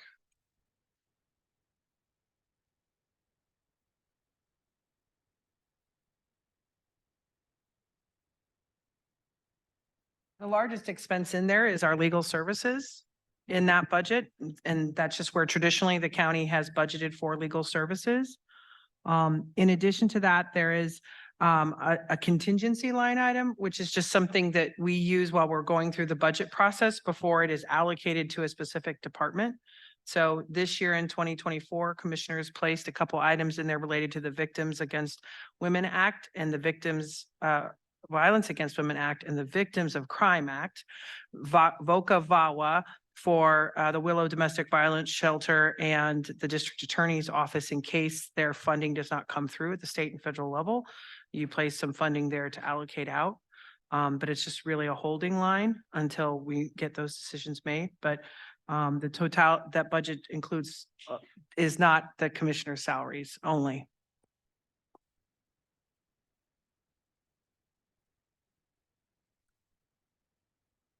So I'll just make a couple of comments. First of all, I do appreciate you all coming and sharing your thoughts with us. I take this as the most important job I do when it comes to determining the tax burden upon our community members versus the services that we're able to provide. We spend time starting in June, late June. We meet here for up to 3 hours a day for a week, listening, asking questions of community partners. I heard one member say, we'll be back, and I hope you will come back. I hope you'll come to those hearings. I hope they'll inform you so you can learn more about these organizations. and what they're asking for and the services that they're asking us to provide as a community. I think very deeply about the impacts on our community members in deciding the balance between the services and the burden. And I don't have a perfect answer. I recognize that home values have gone way up. Our property tax base is a very complex system. We need to do more to broaden our tax base so that it includes more commercial and industrial land and doesn't have the massive impacts that we see on our residential owners. We have challenged at our last meeting. Those were specific things we said to our economic development partners. Some of those dollars that you see held in our commissioner's budget are specifically because we want to see better metrics, better results from our community development partners who are asking for more money to do just that. So, you know, I'm not going to claim that what we do is perfect, but I do think we have to think not only about how it impacts residents, but what we can do as a community to expand our tax base towards more commercial and industrial. To that end, somebody commented on the NRA. That project will bring more tax dollars into our community than before. It is not that we're giving a tax break. It is a refund on excess taxes paid on the current base. These things are super complicated, and I'm not saying that to say that anybody doesn't understand it. It's just we spend every Wednesday here talking about the very issues.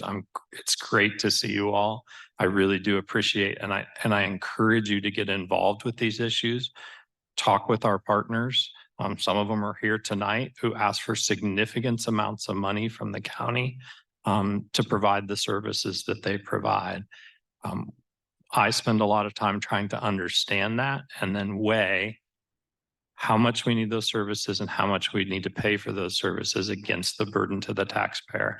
I heard very clearly tonight that we need to tighten that up, that it has gotten too large, that the increased valuations plus the mill levy, and I appreciate that 2 doesn't seem like much when your taxes are still going up. I hear that. But what I'm really looking for is the services that we need for our community and trying to find some sort of balance.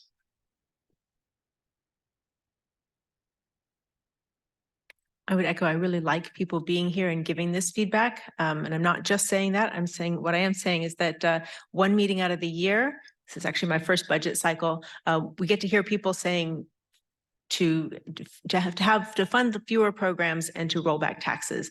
The other 49 or so meetings that we have out of the year are people asking for money. So it'd be good to kind of mix some of those up and have, hear from each other so that folks who are, asking for programs are also kind of hearing that other side of why people are reluctant to have those. So I just think that there's some good community dialogue that could be had too. It is, this is a crowd that we don't get at every meeting, and I think it would be helpful to have you back more. Yeah, I appreciate both my fellow commissioners' comments, and I think I'll just add that one thing that stands out to me about many people's comments is that,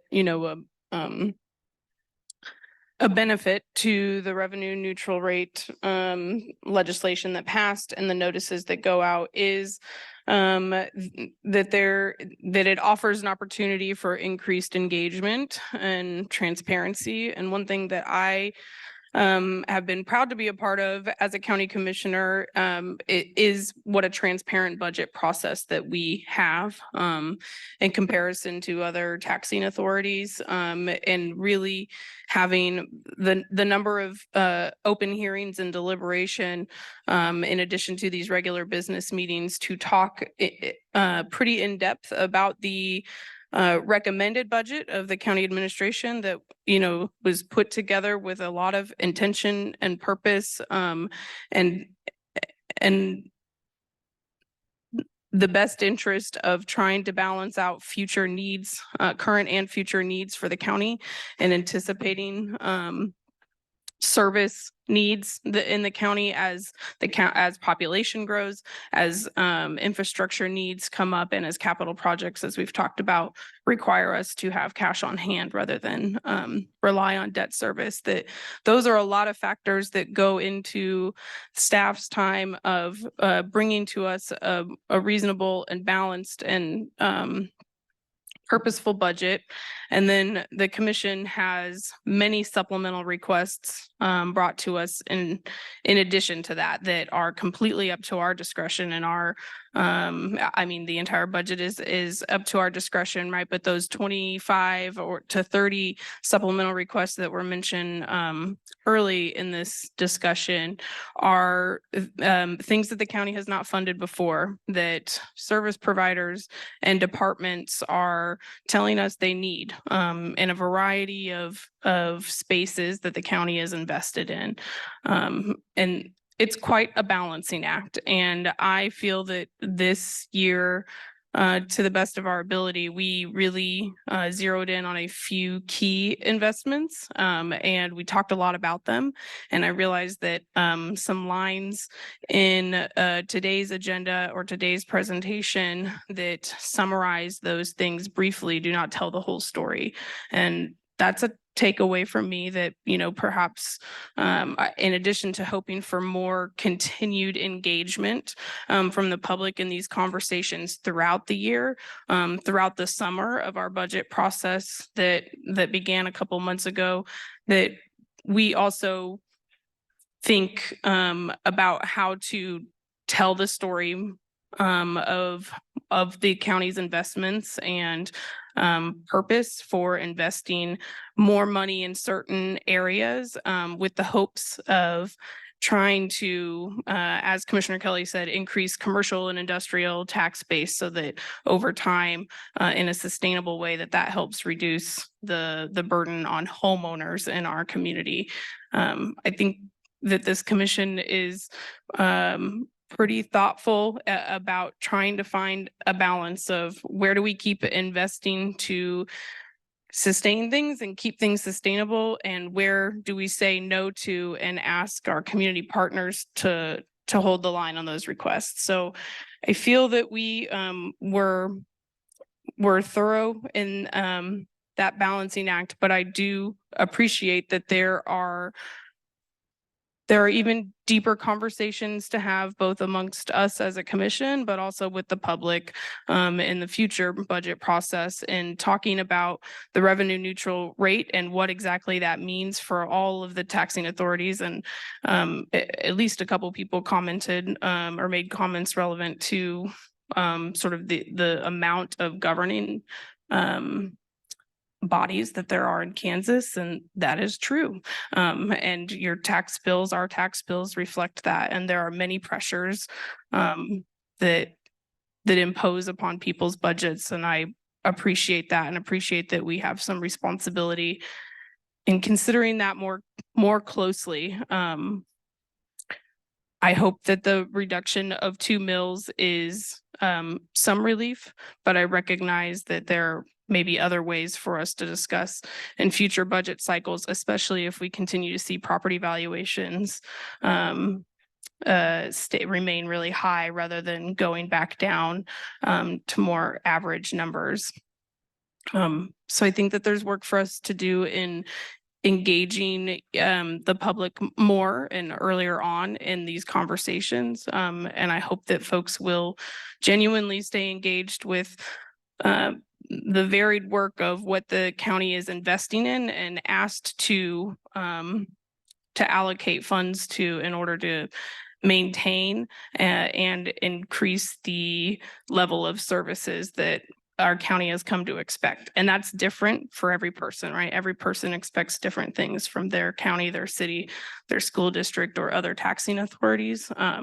And our job as representatives is to try and find balance and weigh out all of those different values that people hold about what their tax dollars can and should be funding.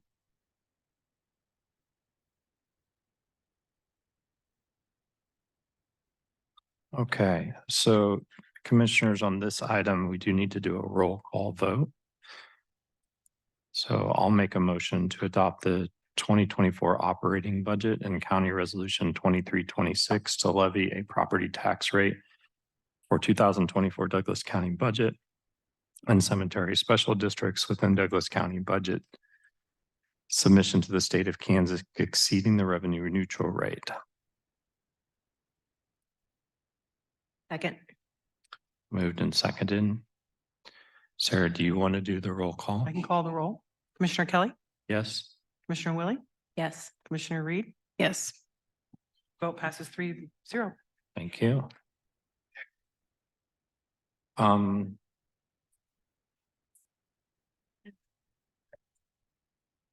move on to our second item, which is to conduct a public hearing to receive the public comment, on the Consolidated Fire District Number 1 2024 budget, and we'll just stop there. Tammy Owens, our budget manager, is going to walk us through a very brief presentation on Consolidated Fire District Number 1.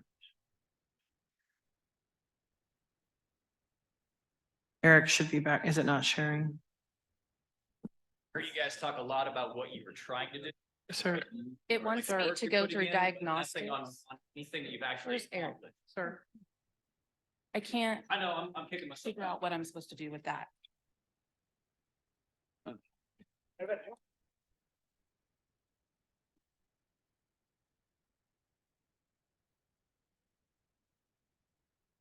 you. And I just shared from my Zoom screen. Got it. Thank you.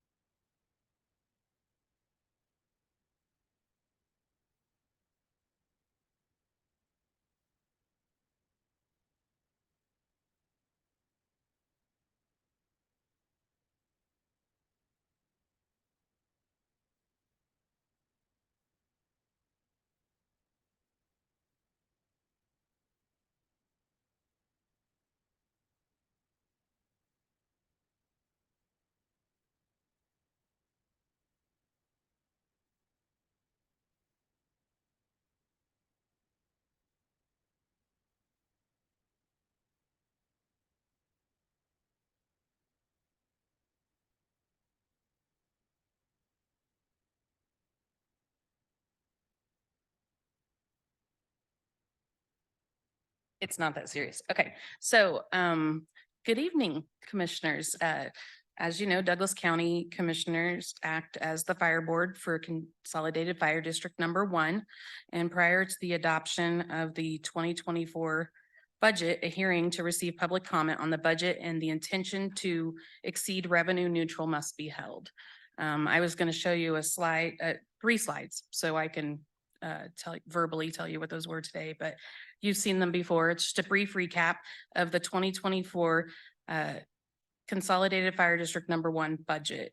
And it showed you the coverage area of Douglas County and the assessed valuation as a reminder on what the makeup of the budget was.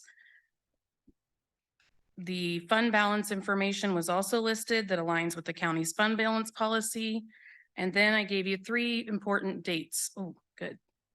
Good timing.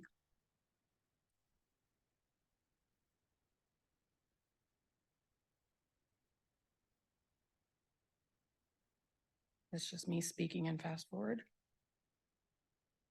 There you go. Oh, it's Sarah. Okay, so stay there. Yes, the timeline. So the August 27th was when the notices for the budget publication for Consolidated Fire District Number 1 was placed in the newspaper. Budget deadlines were missed by county staff, and the publication notice requirements require that the commissioners will need to open the public hearing this evening for public comment and then continue the hearing on September 6th, when the deadline will have been met to have notified properly. At that point, commissioners can adopt the resolution, take a roll call vote, and adopt the budget. Staff sincerely apologizes for that mistake. And if you have any additional questions, I'm here for that. Thanks, Cami. Commissioners, do we have any questions? No questions? This is a regular agenda item, so we'll open it up for public comment. Is there anyone who'd like to provide public comment on this item? Commissioner Kelly, I'd ask that you formally open the public hearing. Yes, we will formally open the public hearing. Come on up.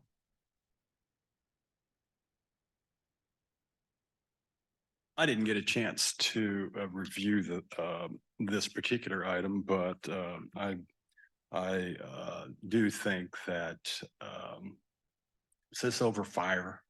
Okay, yes, I do. I do support giving them the money that they need to. I mean, I hold this as a true infrastructure, and I do support it. So thank you. Any other public comment on this item? Anyone online, Sarah?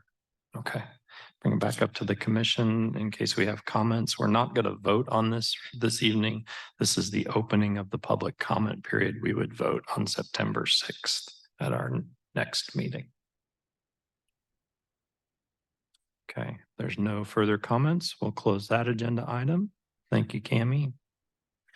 And we'll move on to our third agenda item, which will be a temporary business use permit from Jessica Keck of Evergy Inc. to allow a laydown yard to be located on property at Carl, we're moving over here. 1805 East 200 Road. Commissioners, Carl Bauer with County Zoning and Codes is going to come forward and walk us through the presentation. If you have sharing.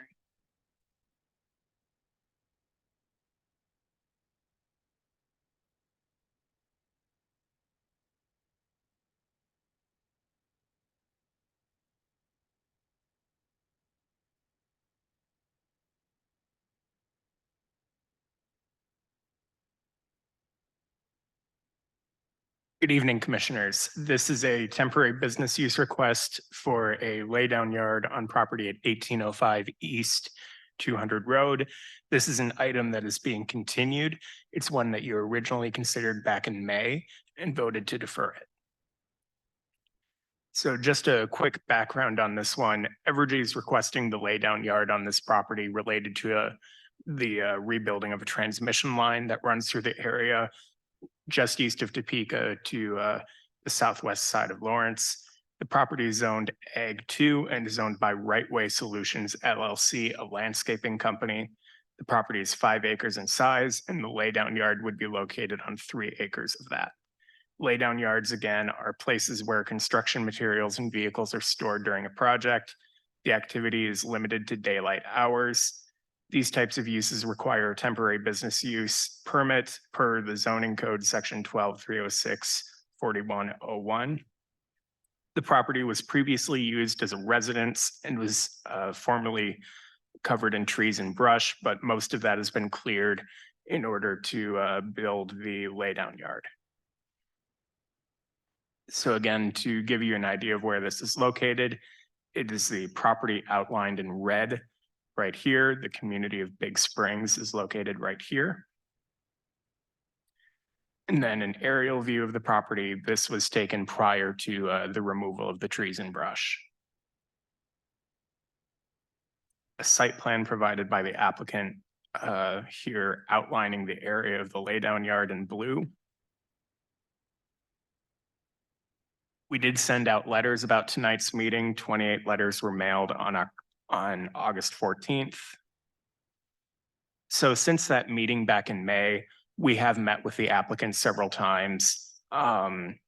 And the property is also undergoing the CUP process. That's a separate process from this.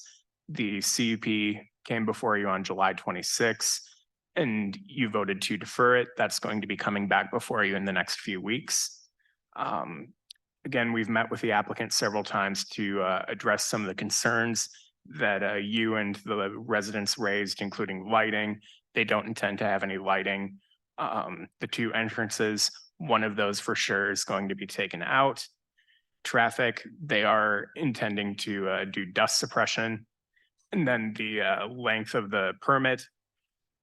Initially, the applicant was requesting a length that would end at the end of 2026. They're now requesting that the permit end at the end of summer 2025. Additionally, the applicant did some more community outreach. They held a community meeting at the Stull Church on August 15th. I attended that, but it wasn't very well attended. One other person showed up, but they did notify some of the surrounding landowners. We did provide them a list of names and addresses. So with that, staff is recommending approval of the request through the end of summer 2025 with a few additional conditions, that the conditions of the CUP be followed. If it's approved, that one of those two entrances be removed, that the hours of operation be limited from 7 a.m. to 5 p.m. Mondays through Fridays, and that dust palliative is applied. With that, I'm available for questions, and the applicant has a presentation as well. Thank you, Carl. Commissioners, any questions for Carl? So you mentioned like if the CUP is approved, then there are conditions. What if the CUP is not approved? Like how do we deal with just what's here, recognizing that that is not on the table at the moment? That is a separate process, so they're being considered separately. If the CUP were not to be approved, that condition would essentially be moot. That condition is just for that on your slot and on the packet. It was a bit confusing to me, but I think I got it. It is just that condition. It is not the other conditions in bold that are related to that. It is just that one condition, right? Okay.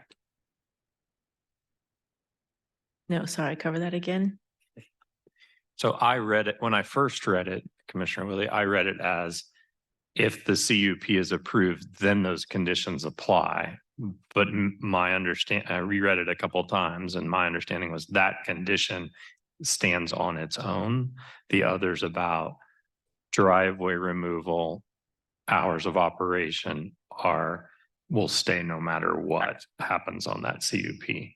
That was just my confusion. Appreciate that, because that is how I read it also. That might be help put that condition at the end so that it is not, doesn't look like the whole list that follows. Thanks, that caught me too. I don't have any more questions, Carl. The applicant has a presentation. Let's do that now.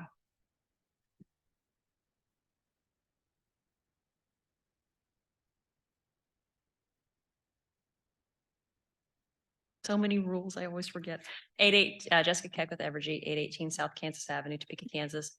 I want to start off by saying I truly appreciate the work you guys have to do and the decisions you have to make. I don't envy it. I'm not talking about budget today, I promise. I'm going to talk about a lay-down yard. I don't know how to get my presentation up. Thank you. And I'll try to go quick. I mean, we've all been here for quite a while tonight. So, and Carl did a great job explaining what we did since we've met here. And we talked in length last time we were here as well. So you can go to the next slide. So as Carl mentioned, that our existing location is just south of Highway 40. And we've chose this because it's a snow route. It's easily accessible to the highway. We talked to several landowners kind of in the area, and this is the first person that, accepted the laydown yard as well. The laydown yard's in support of our transmission line rebuild project. It's about 4 miles that kind of runs from our Stull substation down to our Mockingbird substation around Lawrence. And then, just a diagram of our substation or our laydown yard. I'm sorry, I do these commission meetings for some stations sometimes. So The entrance, the 18 by 40 culvert, that is the permanent entrance that we're proposing. We've talked with the landowner and he's gonna, or we will help him, or he's willing to, we'll figure out those details later, but that entrance that he's currently using will be removed. We'll use the main entrance that we've already installed, will be the only entrance for that property. The other one will be removed. I will note that we did, keep some trees along the south side of that property and buffering it. And then there's some trees at the entrance as well. So there's still some trees there. We did go in and remove the other trees. It was a lot of hedge and cedar trees as well.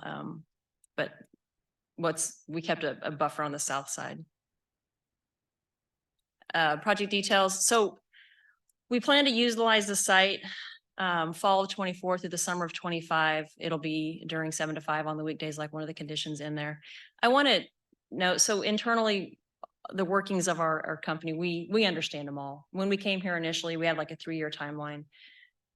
Projects get moved on us, so we like to have long lead times with landowners in case that happens. We have budget issues that we have, a project prioritizes. They get moved all the time. For us, it's common. I know it's not common for everybody. For us, it's pretty common. This project, we actually planned on getting material right now. So it was initially, we had stuff ordered, stuff was coming now. It's been pushed. So we don't plan on getting anything until about fall of 2024. And then actual construction will start right at the beginning of 2025. And then it should be done at the end of summer 2025. Like we said, construction has been complete on the laydown yard. We anticipated getting material right now. We explained that last time as well. We had the Fish and Wildlife and the bats and all that fun stuff that we dealt with at the beginning. So we were trying to meet those timelines at the same time to get this yard ready for our materials. And I will take blame. I screwed up and didn't realize some of the requirements of the county. And I'll take full blame for that. I've learned and it won't happen again. Like Carl mentioned, when the laydown yard is no longer needed, all the construction materials will be removed. And then what happens with the aggregate surface, the rock and stuff will be kind of dependent on what happens with the CUP for the landowner. 2 separate processes. If his CUP doesn't get approved, we'll obviously remove it all and reseed it back to native vegetation. The topsoil was not removed whenever this area was cleared out. It was just the trees were removed. It was leveled a little bit and then we put some rock down. And I believe there's a geo mat underneath the rock as well. Slide. I believe nope, we have one more. There's the route that we plan on using. We will restrict travelers coming from the north into our yard, and then they will come out and they will leave through the north. So they'll come in, same route. Dust suppressant will be used when the yard is active. And we'll have, if any of the residents have any issues, I'll give them my number if they need it. We have numbers on the letters that we mailed out as well for representatives that can have, if they have any questions with it. And I believe, is that the last slide?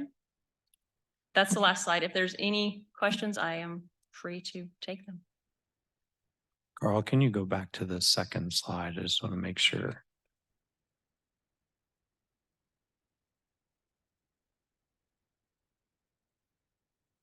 Go one more. Sorry, one more. So Jessica, are you saying that the work is going to happen between the green marker and the gray marker? Is that right? What, see where it says engaged athletics and tall grass parrot sanctuary? Oh, so no, that's the actual highway. The transmission line runs, and I don't have a slide on it showing the transmission line on here. We don't usually I can find put that. those in public, but you can, I think we have one that we submitted at one point. The transmission line runs rather close to that project. So we try to get laydown yards that are close to our transmission lines to decrease the amount of traveling we do. Right. I think I want to emphasize that if you come back, that's really important to me, is to understand like why you chose the spot you chose in relation to the work that you're going to do. And that blue line down below is our location of the transmission line right there. Yep.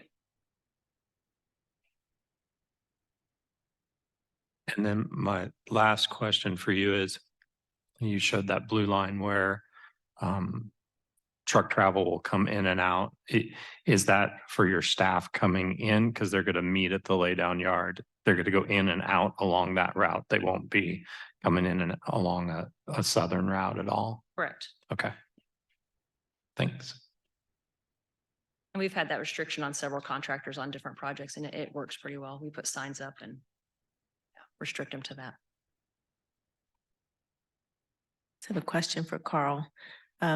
There isn't a condition that lists remediation of the property, and I recognize that the CUP will also, if approved, would have some bearing on that. But shouldn't there be something in this if it becomes a standalone document, like what happens for remediation? That was still not entirely decided, since I know the property owner wanted to use some of that gravel for the business that they have on site. So I believe that would also be directed with the CUP or addressed with the CUP. And so the CUP is a entirely separate application, so this needs to stand alone on its own. Also, if there is no CUP, we don't have any kind of conversation or regulations in here about what happens to put the property back. And isn't that unusual? I guess the nature of a temporary business use is that when it is complete, it would have to be remediated. Right. So maybe we could state the obvious if you want us to in that sense and add it as a condition, but because it's a temporary business use, it would need to be, it would need to be returned. I think stating the obvious here would be very helpful because we've had misunderstandings about what our procedures are and aren't up to this point. Sure. And that can be, unless there is a CUP that says otherwise, this is what should happen. Yep. Commission can add that condition if you'd like. Yep. Just thought of another question, Jessica. So was that just last week? We talked about 2 weeks ago? Yeah. 2 weeks ago, we talked about temporary business use permits just on the whole in Douglas County. And one of the things that the commission discussed while not settling on a final was the length. And I recognize that you have reduced the length and appreciate that. Can you tell me from a applicant standpoint, from an operator standpoint, is 1 year, coming, if we did a 1 year renewable temporary business use permit, and in my mind, the purpose of that is to see that things are going well, practices are being followed, all of those things. Is that overly cumbersome or problematic for you as an applicant? I will say this saying because we don't have this in all the counties. If it was every county that we had to come back and do a 1 year update, it would be quite cumbersome just because of the man hours. The 1 year rate and renewal is probably pretty in line. I have one, the one that I have in Butler County. I go back every year and I give them an update to let them know where we're at. But that yard's been there for 5 or 6 years and it wasn't supposed to be. So we go back every year and give them an update, and we have a cutoff date of, I think, 2027. So 1 year is probably reasonable. We like 18 months, but I'm not going to complain about a 1 year. It's a lot better than 6 months because we can't do hardly any of our projects in 6 months. So 1 year would be close. Yeah, that's really helpful. I mean, especially if projects get pushed out, as you said, if you came back at the end of 24 and said, actually, this project got pushed out, we need to go to the end of 25. I'm just sort of curious as we talk about TBUs, what applicants think and how that impacts you all. I like the one, as long as it's renewable and it has the option to be renewed. If it was a 1 year cutoff and you can't renew it, that would be, it would be detrimental in some cases. Sure. Yeah. I'll ask a technical question here of Carl. CUPs typically are not thought of as being renewable in that you start over. And so that's we usually give it a longer period of time and then have check-in periods as opposed to that because they're not renewable. Are TBUs something that could be considered renewable, or when they hit the end of this timeline, September 22, 2025, is that TBU is null and void and they start over? Right. if they were to renew after the expiration date, it would be a new application and a new permit would be issued. There have been TBUs in the past where the commission has authorized staff to do a extension typically of 6 months to that expiration date. So that's another option you might consider too. And I guess I just add, Carl, but if we change, as we're looking to try to modify the TBU regulations, if we modify the TBU regulations to allow for a renewal, we would just want to write that in. Right now, we don't have it, I think is what Carl's saying, but if we were to modify it, we could. I don't think there are no restrictions on how we necessarily put that regulation together.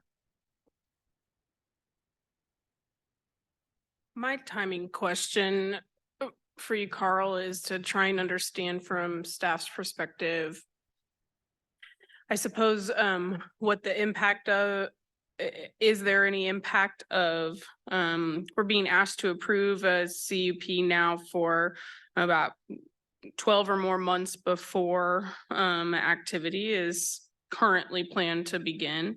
And then we're hearing that that activity should be completed in about a year's time or less with this expiration of September 2025. It seems to me that most TBUs, like we're approving them and the activity is starting pretty immediately. So I guess it begs the question for me, I mean, any impact that you think that has on staff, if there is any impact, but also just logistically, what will it look like? I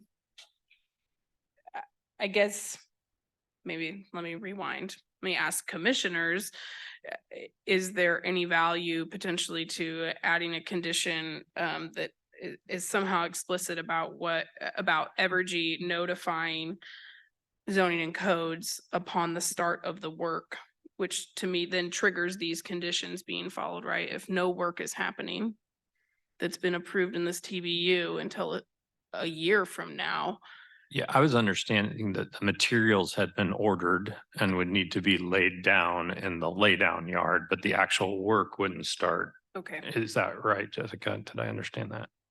Correct. On this one, the materials are coming fall of 24 and Oh, so they're not here now. I thought I heard you say. so what, Yeah. that's why we got it ready early, is because before the project was pushed, Right. we thought stuff was coming this year.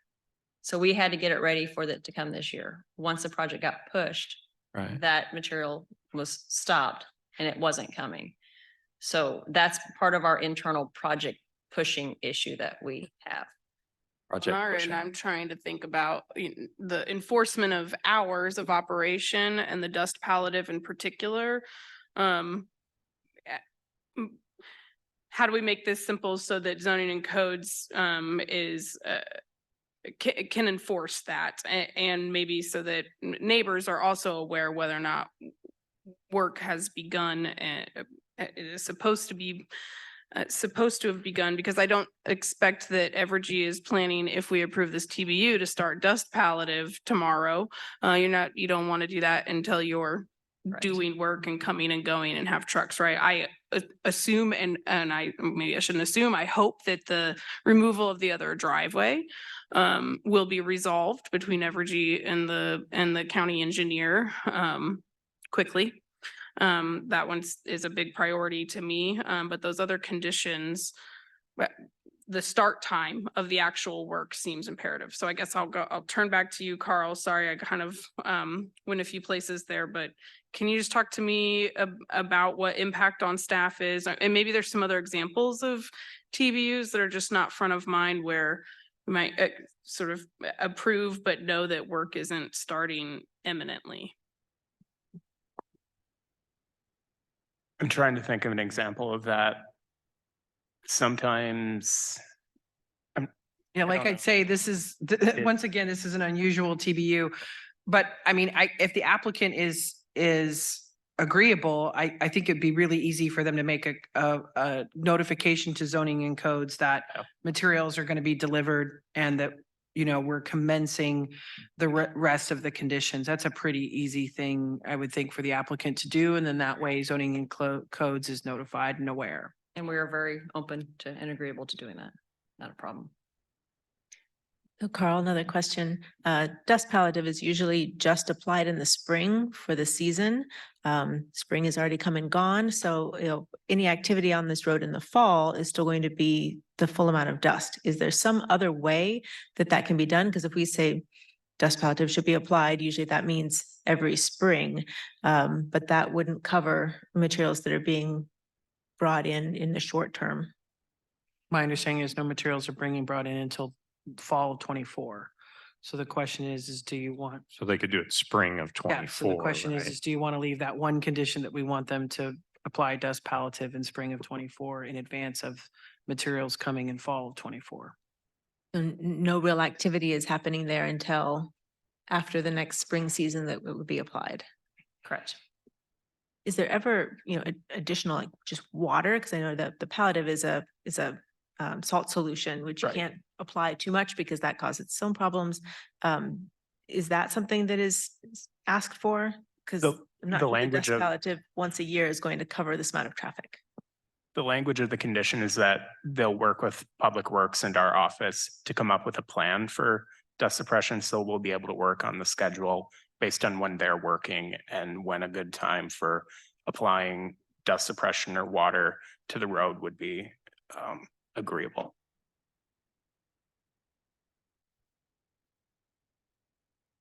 Okay, if there's no other questions, this is a regular agenda item, so we'll open it up for public comment. Would anybody like to provide public comment?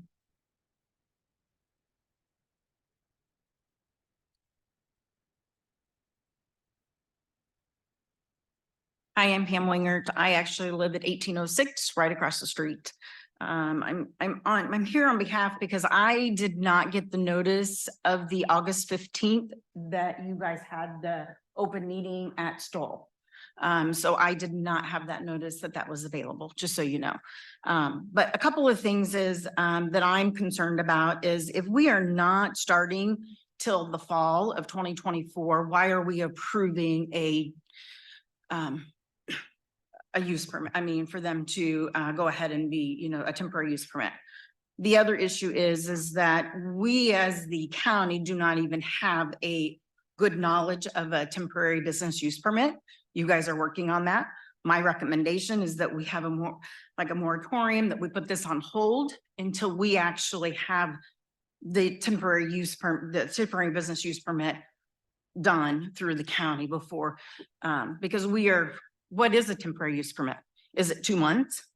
Is it 6 months? Here we are giving them a little range in 2025. I know it's been less, but that's not a temporary use permit to me. Temporary use permits usually 6 months or less. So I would recommend that we kind of put them on hold a little bit, just to see if where you're coming. Also, in the last meeting, we did talk about the temporary use permit. What is a temporary use permit? So I think that we do owe that to our residents. In addition, the CUP that was also is temporarily being approved. I know that there is a temporary approver. They are in violation of that. I have been in contact with Sandra Day in regards to that violation. They've been in violation since day one. Also, the driveway is also an issue with that CUP. The driveway, if we pull one of them out and we just use the 18/40, that is too large for the CUP approval. That driveway does have to be narrowed down. And I will just say that I know that everybody keeps saying there's no work has been done. They did a lot of work before approval. So there's a lot of bad vibes, but I just wanted to kind of give you my thoughts. My husband travels for work, so I'm glad I was able to come to this. So please do reconsider this temporary business permit, because I believe that the county still does not have what is a temporary business permit. I think that it's due for for the residents around there that we put it on hold till you guys actually have that policy. And then we bring it back to the table. Thank you. Sorry.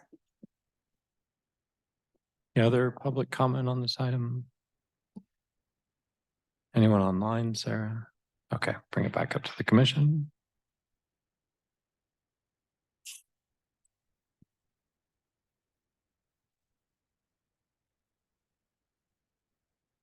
one of the conditions that's listed in here is about the removal of one of the driveways, but it doesn't talk about the compliance to county standards of the driveway that remains. Is that something that you've had conversations with Public Works about? Yeah, and Carl may know more here. I've talked to Public Works and we've talked to planning. Public Works has approved, they have approved the new driveway and the applicant is going to remove the residential one. And Public Works has approved that. Is that what you have, Carl? That's what I understand.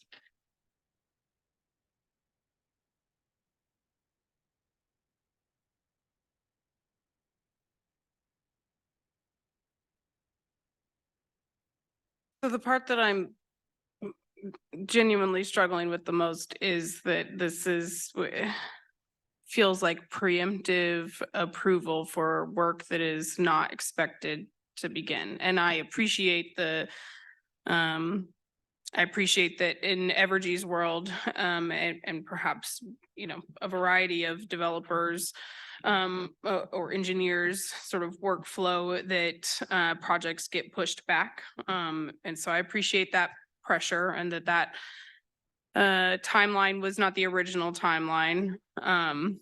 But for me, it begs the question, is now the right or necessary time to approve work that could in theory be pushed back again?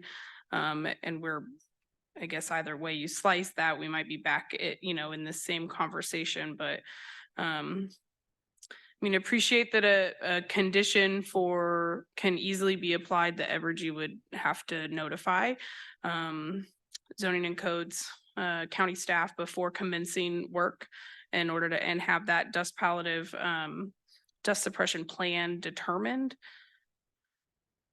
But I just have to say, I'm struggling with that piece of it. And it's not so much, you know, I think the TBU conversation that we've begun and that will continue, that was established. I think what stood out for me with staff that I think we were really talking about 1, 2 or 3 years is potentially a threshold, and we still have more to flesh out about that.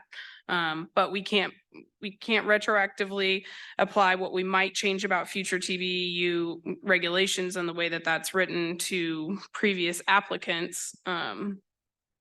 However, it just stands out to me that this is unique in the sense that work is not scheduled to begin for another year at this point. I mean, we're still in the last few weeks of summer 2023. So I'm a little stuck on that. Yeah, I hear you. And part of me wonders if that's when the driveway is going to be removed, is between now and then. And, you know, because either way, that was a real hang up for me the last time, was trying to get that driveway removed.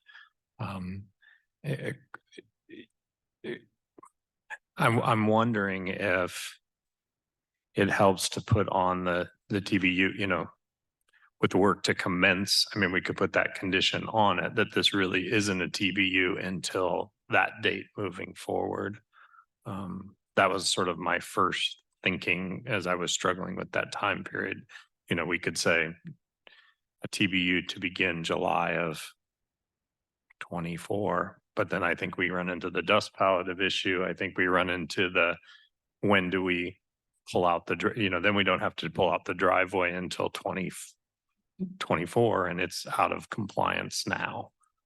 So that, well, it may solve one problem, it seemed to create another in my head. That's kind of where I was following along, is that these conditions we want right away, the driveway, any dust palliative that might be needed. So having a later start date for it doesn't accomplish that part, and things get pushed out, things might get tightened up, or supply chain, or, you know, things needing to be delivered, and we want to make sure that those hours of operation and all those other things are already enforced. I want to say, Pam, I appreciate the public comment and for you sticking with us on this. I think If you didn't watch our meeting, and I don't know why you would, from 2 weeks ago, where we talked about TBUs, we really do have a policy there. I think that was educational for the commission to understand some of the history and how long we've had those TBUs in place. It was helpful to have legal counsel here to sort of explain to us, like, when can we start something new? We have to be cautious about these are our regulations now, and creating regulations in the middle of it is a little tricky. And so I appreciate your comments and for sticking with us. I think what we've got here with the additional condition that Commissioner Willie recommended works for me. I think we've tried to mitigate as much harm, to steal a phrase that Commissioner Reed uses and I love, to the neighbors, in a way that's thoughtful. And I think we found some way for the applicant to understand the pressures and recognize that the Douglas County may be a little unique in our TBU practices. So I think what we've got here, plus Commissioner Willie's recommendation, works for me. I understand the time period, but I sort of see the balance of those. Since we can't maybe push out the start date, I am very interested in having the end date be a real pressure point to make sure that we're not coming back and doing this again. We've seen everybody here a lot on this issue, that really be finished up and that work be done September 22nd of 2025.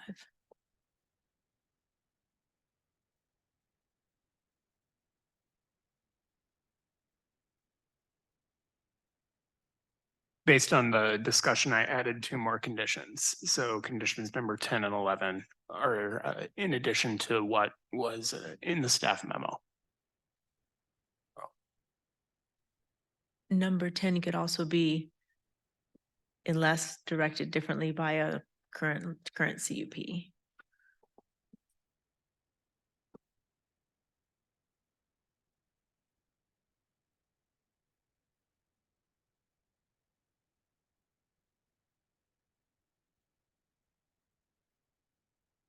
And remediated back to permanent vegetation, since we're already wordsmithing.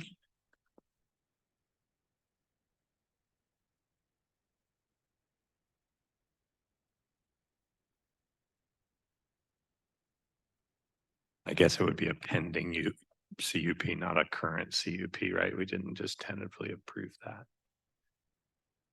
Meaning if there was one current. Yeah, if approved. If there's one current at the time of remediation, but yeah, however that We needs are to in be said. dangerous territory Yeah, right now. sorry.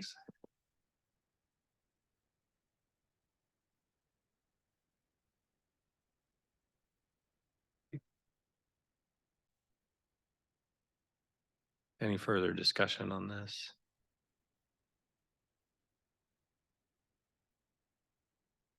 I appreciate the balance of those things, and that the removal of the driveway is of importance to me, but I just it shouldn't go without being said that that should have never happened in the first place. And so we are in a situation where we're making a choice that I am personally not entirely comfortable with, but understand the different things that we are balancing here. And at this point, if that's what will allow enforcement of rectifying that, then I can get behind supporting it. But I really hope that I hope communication is improved going forward, and I hope that that the timeline is really stuck to, even though I realize that that's outside of individual staff's control at Evergy, and that but I'm hopeful that this is a real timeline, and that removal of the driveway will be expedited, and that any future potential laydown yards or other business that Evergy wants to do in Douglas County is done with a little bit more forethought. So I appreciate you sticking with us and staying in conversation with zoning and codes about how to be much more explicit in mitigating concerns here. As was evidenced by your time at this evening's meeting. We have a very engaged public, and we take that pretty seriously at the commission level to try and really hear folks in instances like this, neighbors' concerns and questions, and do our best to mitigate those in balancing, property rights, property owners' rights to lease with companies, to do certain activity on land, and the county's responsibility to mitigate potential concerns or harms with that as much as possible. I'll make a motion to approve a temporary business use permit from Jessica Keck of Evergy Inc. to allow laydown yard to be located on property at 1805 East 200 Road through September 22nd, 2025. With the conditions listed in the staff report and the additional two commissions this evening, 10 and 11. Second. Moved and seconded. Any further discussion or questions? All those in favor say aye. Aye. Aye. Aye. It says 3-0. Thank you, Carl. All right, that moves us to appointments. Commissioners, I believe we got notice from Sarah today about a Board of Zoning Appeals. One appointment there.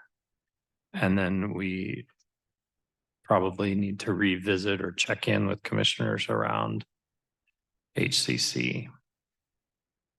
I would be glad to make a motion to reappoint Jerry Wurlitz to the Board of Zoning Appeals. Second, all those in favor say aye. Aye. Let's check in on HCC. Any luck so far? I did have a conversation with Caitlin Amberlin, and I am in support of the two names brought forward. And if someone can pull them up, I would be in favor of that. So I think we had two. One, just going back through my notes. Leonard Ortiz in the historian position and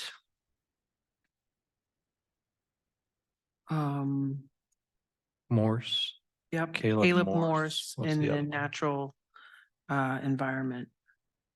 Make a motion to appoint Leonard Ortiz to the HCC. I would second. So say they're both stellar candidates. I did have a conversation with Caitlin Amberlin about wanting to be more involved in that selection process in the future, or checking in with commission about its priorities. Moved and seconded. All those in favor say aye. Aye. Aye. Make a motion to appoint Caleb Morris. Am I saying that right? Moved and seconded. All those in favor say aye. Aye. I think we're caught up on appointments. All right.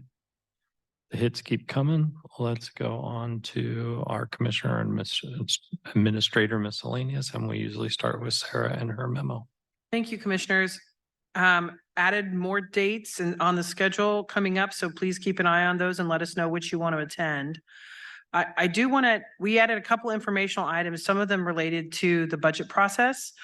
First, I want to highlight the second bullet point, which was that the Douglas County Appraiser's Office goes through an annual real estate appraisal and sales ratio process with the Kansas Department of Revenue Division of Property Valuation, and Douglas County met those performance standards established, and from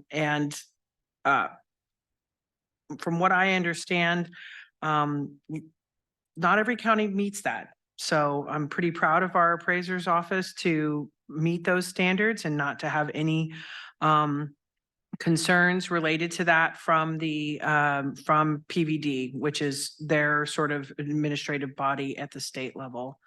In addition to that, commissioners, there is an update from Bert Nash about an overview of RAP services, and just so commission, there were some questions during the budget process about how youth can engage in RAP youth services if they're not in a school district or a school building that has RAP. So review that and let me know if there's additional information you'd like to have from that. And there's an update in your packet about the status of where we're at on our climate action and adaptation plan, where they're at on the process. And They are going to be back for a work session with the commissioners later this fall.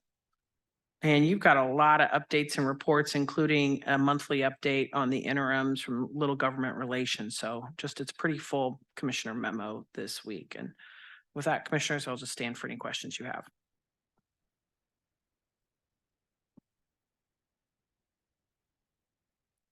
Thank you, Sarah. Some good reading for us all. Commissioners, any other miscellaneous items, questions for Sarah? Nope. Okay, with that, we are adjourned.